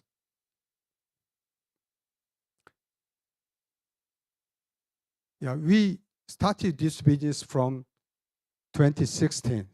So until now, we cooperate with the GIST, Siloam International, and other partners. And also in Korea, we are working with the K-Water for water complete water welfare service programs. And sorry, back. Please, back. Yeah, sorry. This is the project names in progress. So that's why through this kinds of project, we can provide our systems in the world, especially in the developing country. So nowadays, the AMO water treatment systems is operating in 40 nations and 246 places. This is the summarized tables. I think you can find the ASEAN countries like Philippines, Laos, Indonesia, Cambodia, and Myanmar and Thailand. So already we have some relations with the ASEAN countries nowadays. You can see pictures in Indonesia, Philippines, Cambodia. You can find some blue water tanks with some different size, so you can find. And also another area, Kiribati, Mongolia, Uganda, you can find some kinds of the reservoir tanks. And this is in real case, applied GDM modules. Yeah, GDM modules are installed every water tank inside.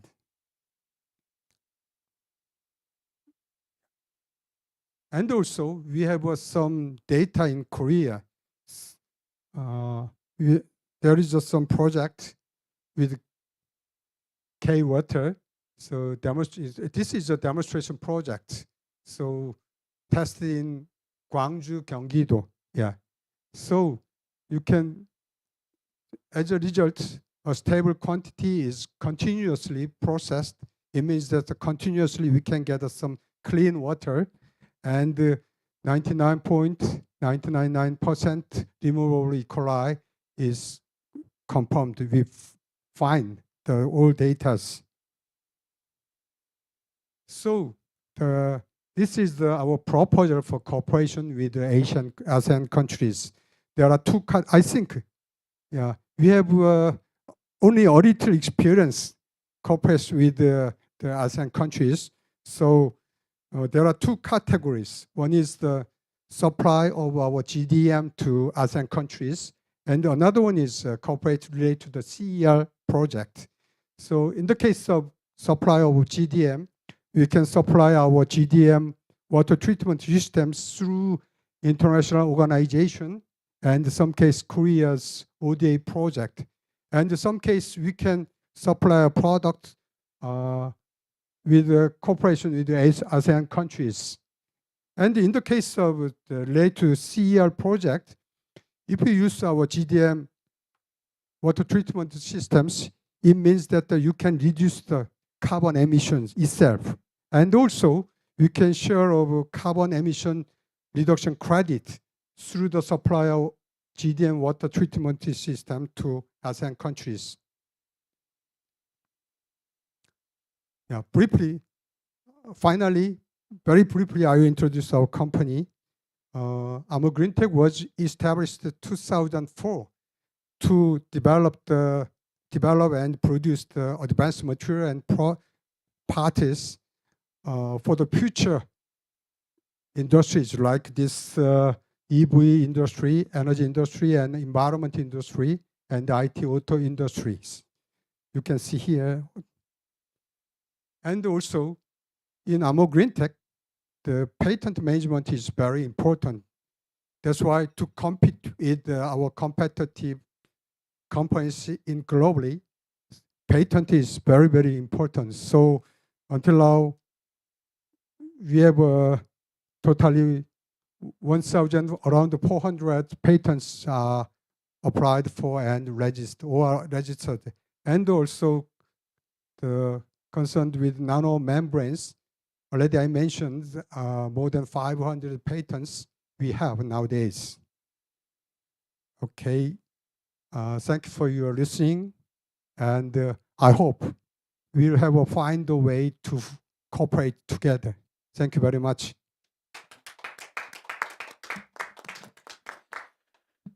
Thank you very much for presenting the excellent work, Dr. Song.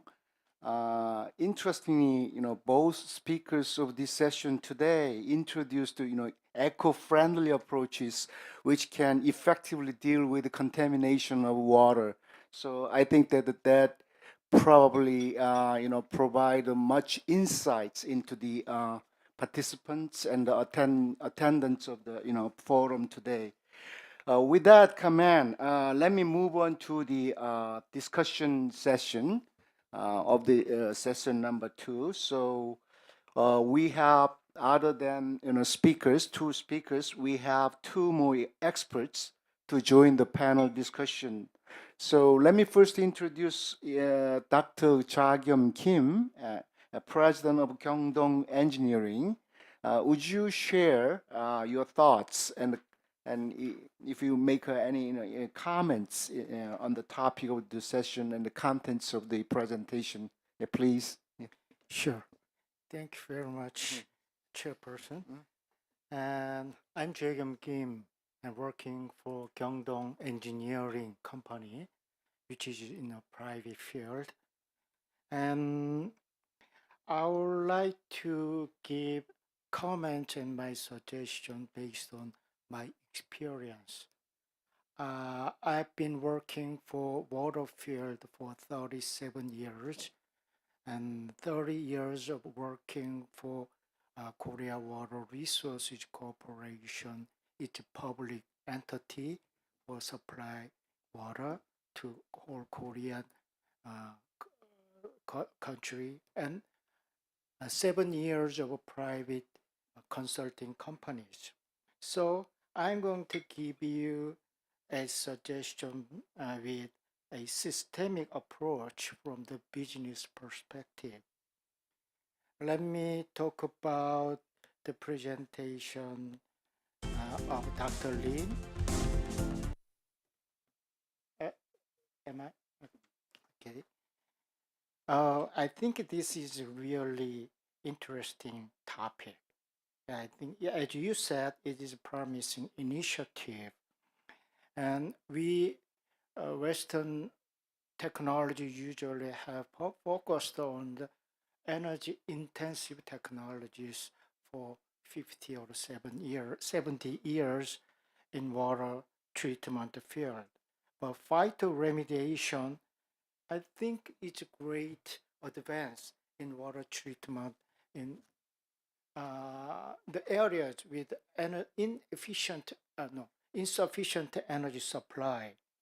But I think there are 2 things we need to have in mind. The first one is area.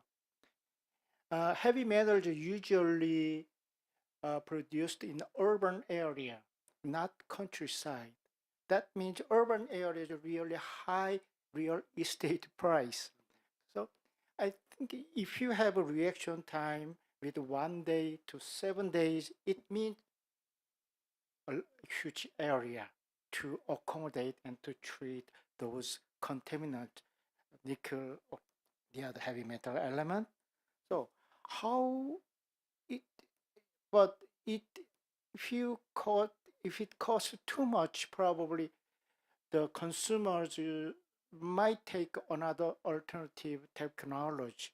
So how do you make your solution more economical way?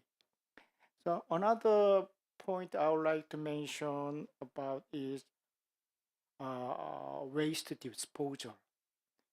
Once you get a nickel on your root or leaf, probably they are not going away, but it's accumulated in a plant. So how do you dispose those heavy metal contained plants? Is it treated to other?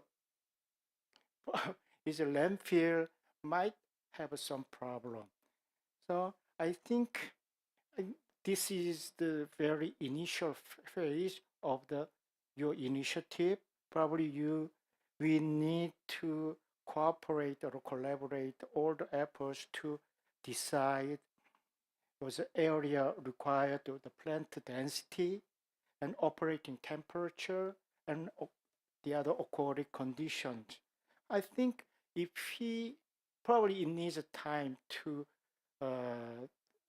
decide all those parameters to be economical, probably it will be best available technology to treat heavy metals.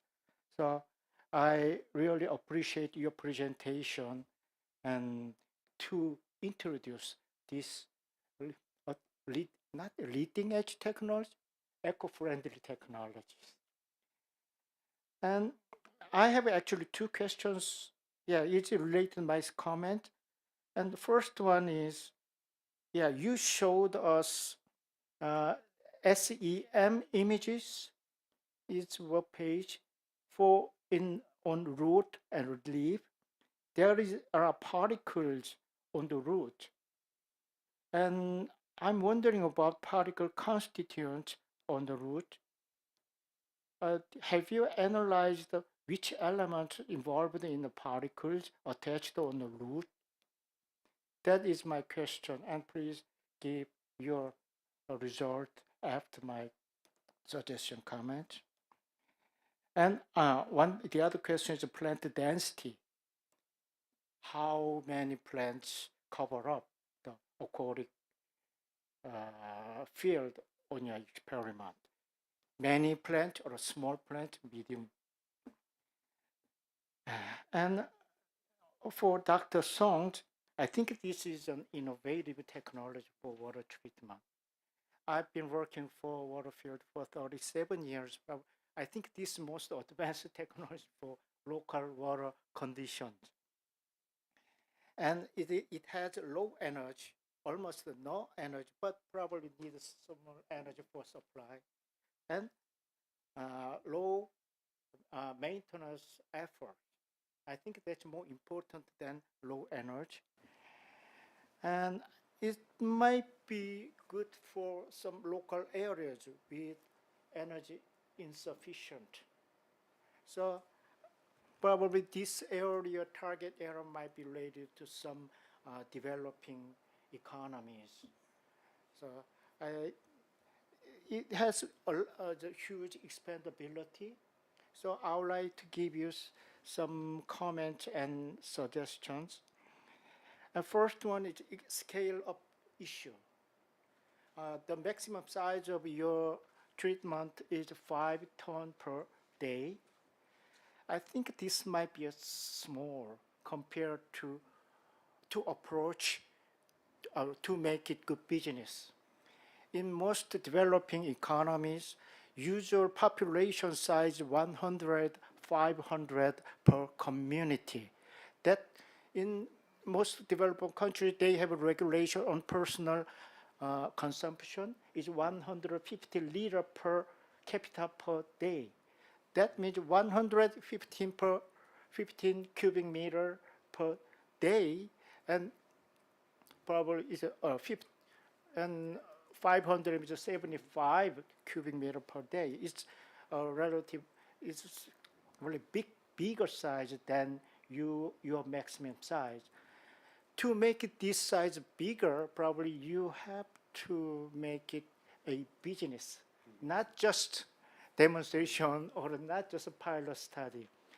You need to be in a business ecosystem, procurement or maintenance, operating, including everything.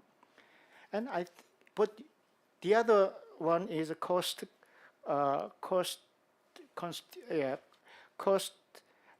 of capital and maintenance. You didn't show the data for this one, probably, and it would be better to give us unit cost for, from your result. Another one is expandability and treatability. And you mentioned heavy metal. I think most important element is arsenic, usually found in ASEAN countries. So this inorganic removal is much different from removal of a particulate matter. So probably it's dissolved inorganic. How to remove this dissolved inorganic? Most of consist of heavy metal. So in this case, might include salt removal as well in brackish water. So I think it would be better to expand your regime to the inorganic removal with a cost-effective method. This make this innovative technology more innovative. Thank you. Thank you very much, Dr. Cha-Kyum Kim, for bringing up a very important issues to handle to advance the technology, as well as your valuable comments on both technologies. I wish I could give some time for each of the speakers to respond to his questions, but we are way behind the schedule, so I probably move on to the next panelist. Dr. Professor Yin from Singapore University, could you make some comments on the presentations and also your own opinion about this water treatment, please? Yeah.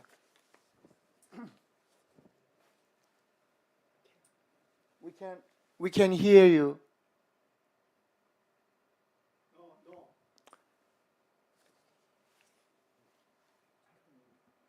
No, we can't hear you. Please, we cannot hear you.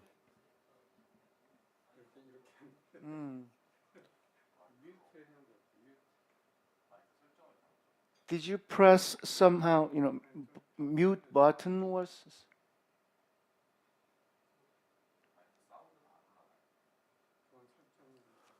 Or 네. 아.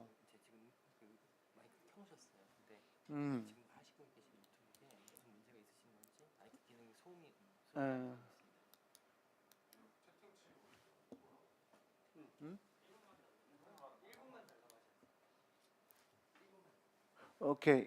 1분. 아, 누가? 아, 저쪽에서요? Okay, we will give you 1 minute to handle your problem.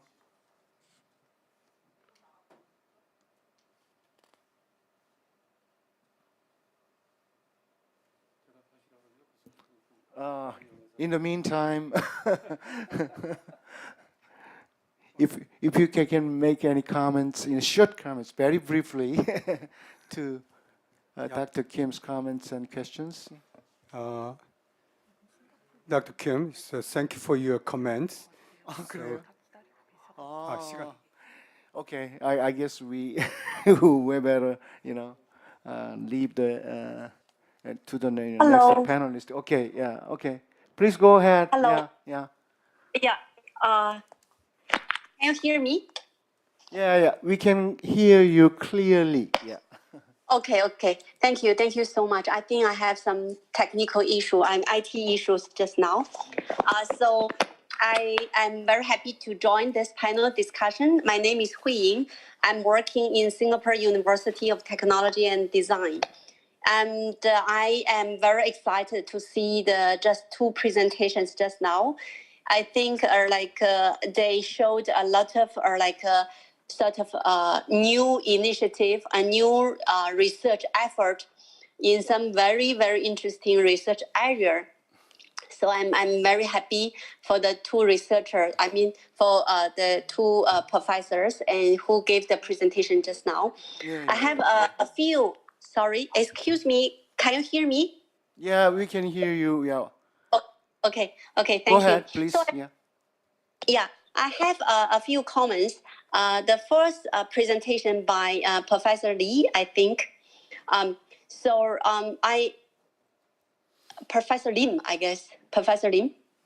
So my question is, when I understood that many researchers, there are many researchers actually working in the area of utilizing different plants to do the desalination or water treatment. But for example, do you actually compute or analyze if there is any certain type of heavy metal or certain group of heavy metal can be treated by this particular plant you are working on, or there are different group of plant can be utilized to treat different group of heavy metals or other, for example, organic molecules or inorganic molecules or other pollution, for example, humic acid, or for example, even desalination to remove the sodium and chloride from this brackish water. So is there any for example, like a summary or any of these table can be created to list down the different plants that in the radar range can be utilized to tackle those different group of pollutions in water? That will be very interesting. And then furthermore to this question, my question is that is there any possibilities that the people, like the researchers working in this water treatment domain, can collaborate with the researchers to create the biological professors working in this plant research to create new plant targeting at certain heavy metal or certain biomass or certain pollutions in the water. That will be extremely exciting. So I feel that if we can have this targeted or even a group of plants can function in certain polluted water or polluted environment, that will create a lot of value for us. The other question I have is, I noticed that you're currently working in Malaysia, right? I'm working in Singapore. We are in this kind of a very hot climate. But then if move to other countries, for example, Korea or other countries, when during the winter time it's very cold, and certain plants may not survive under those harsh environment. So my question is that does any sort of particular concern being given to shortlist or recognize certain type of plant that can be utilized in certain climate condition, for example, hot or a summer or winter kind of condition, and then even there are in this very cold condition, are there any plant can be utilized to do the water treatment? And that is a very interesting question. I personally want to know. I think that will generate a lot of interesting knowledge that whether these are sort of different seasons for those are countries with 4 seasons or more tunable sort of temperature range, what we are going to do to utilize plant to treat the pollutions of waters. So my question for the second speaker is that I know this is very exciting, and I noticed you have more than 1,000 patents, and then the product, as you have demonstrated in the videos, really efficient, and then you can treat the dirty water like almost concurrently when you make the dirty water in the sort of tank, and the drinkable water can be sort of actually taken from the other side. Is actually there's almost no delay in time. So I'm very excited to see this design. So I have a few questions. The first one is you're utilizing gravity to actually sort of putting the dirty water at a high location, and then getting the drinkable water at a low or sort of location. And then basically you have no other energy being utilized. So only gravity is the only sort of energy that you utilize in this purification process. And that is very interesting. Of course, in some sort of conditions that we have this kind of design to putting the water in a high position and getting the water in this low position, that will be very effective. But I believe in many scenarios, we still need to use pump to pump the water into a high location. And then after that, we work on getting water at a low sort of condition, a low location. So I guess there will be energy involved in this process. And then also membrane also all have certain lifetime.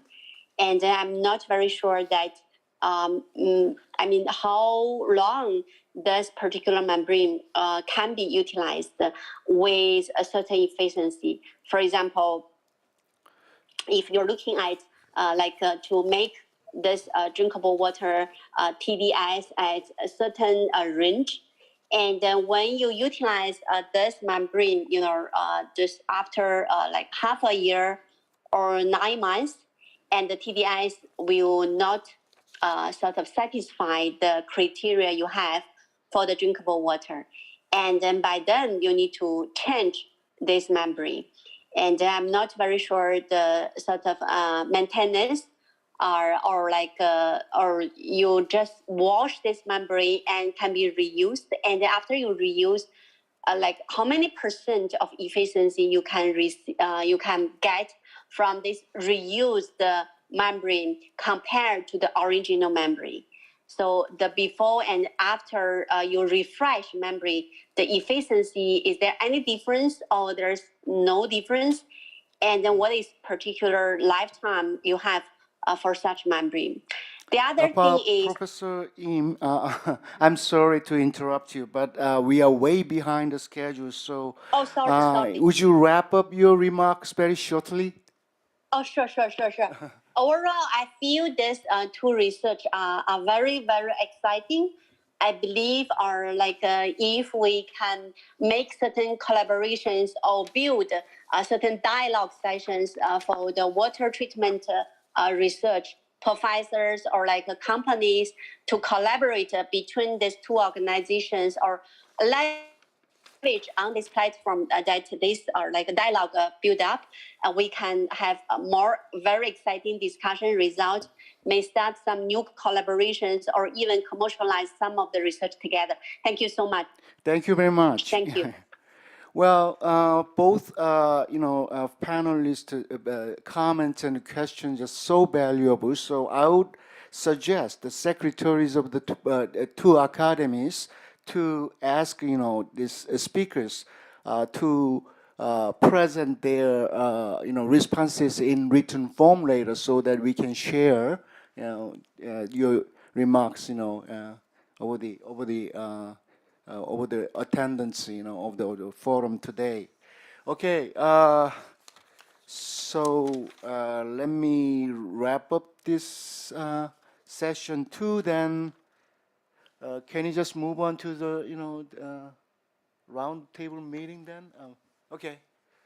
So thank you very much for presentations and the answers and comments, and for every attendant for listening to presentations and comments. Yeah. With that, let me close the session number 2. Then I will just leave the forum to move on to the next session. Yeah, which is a round table meeting. Yeah.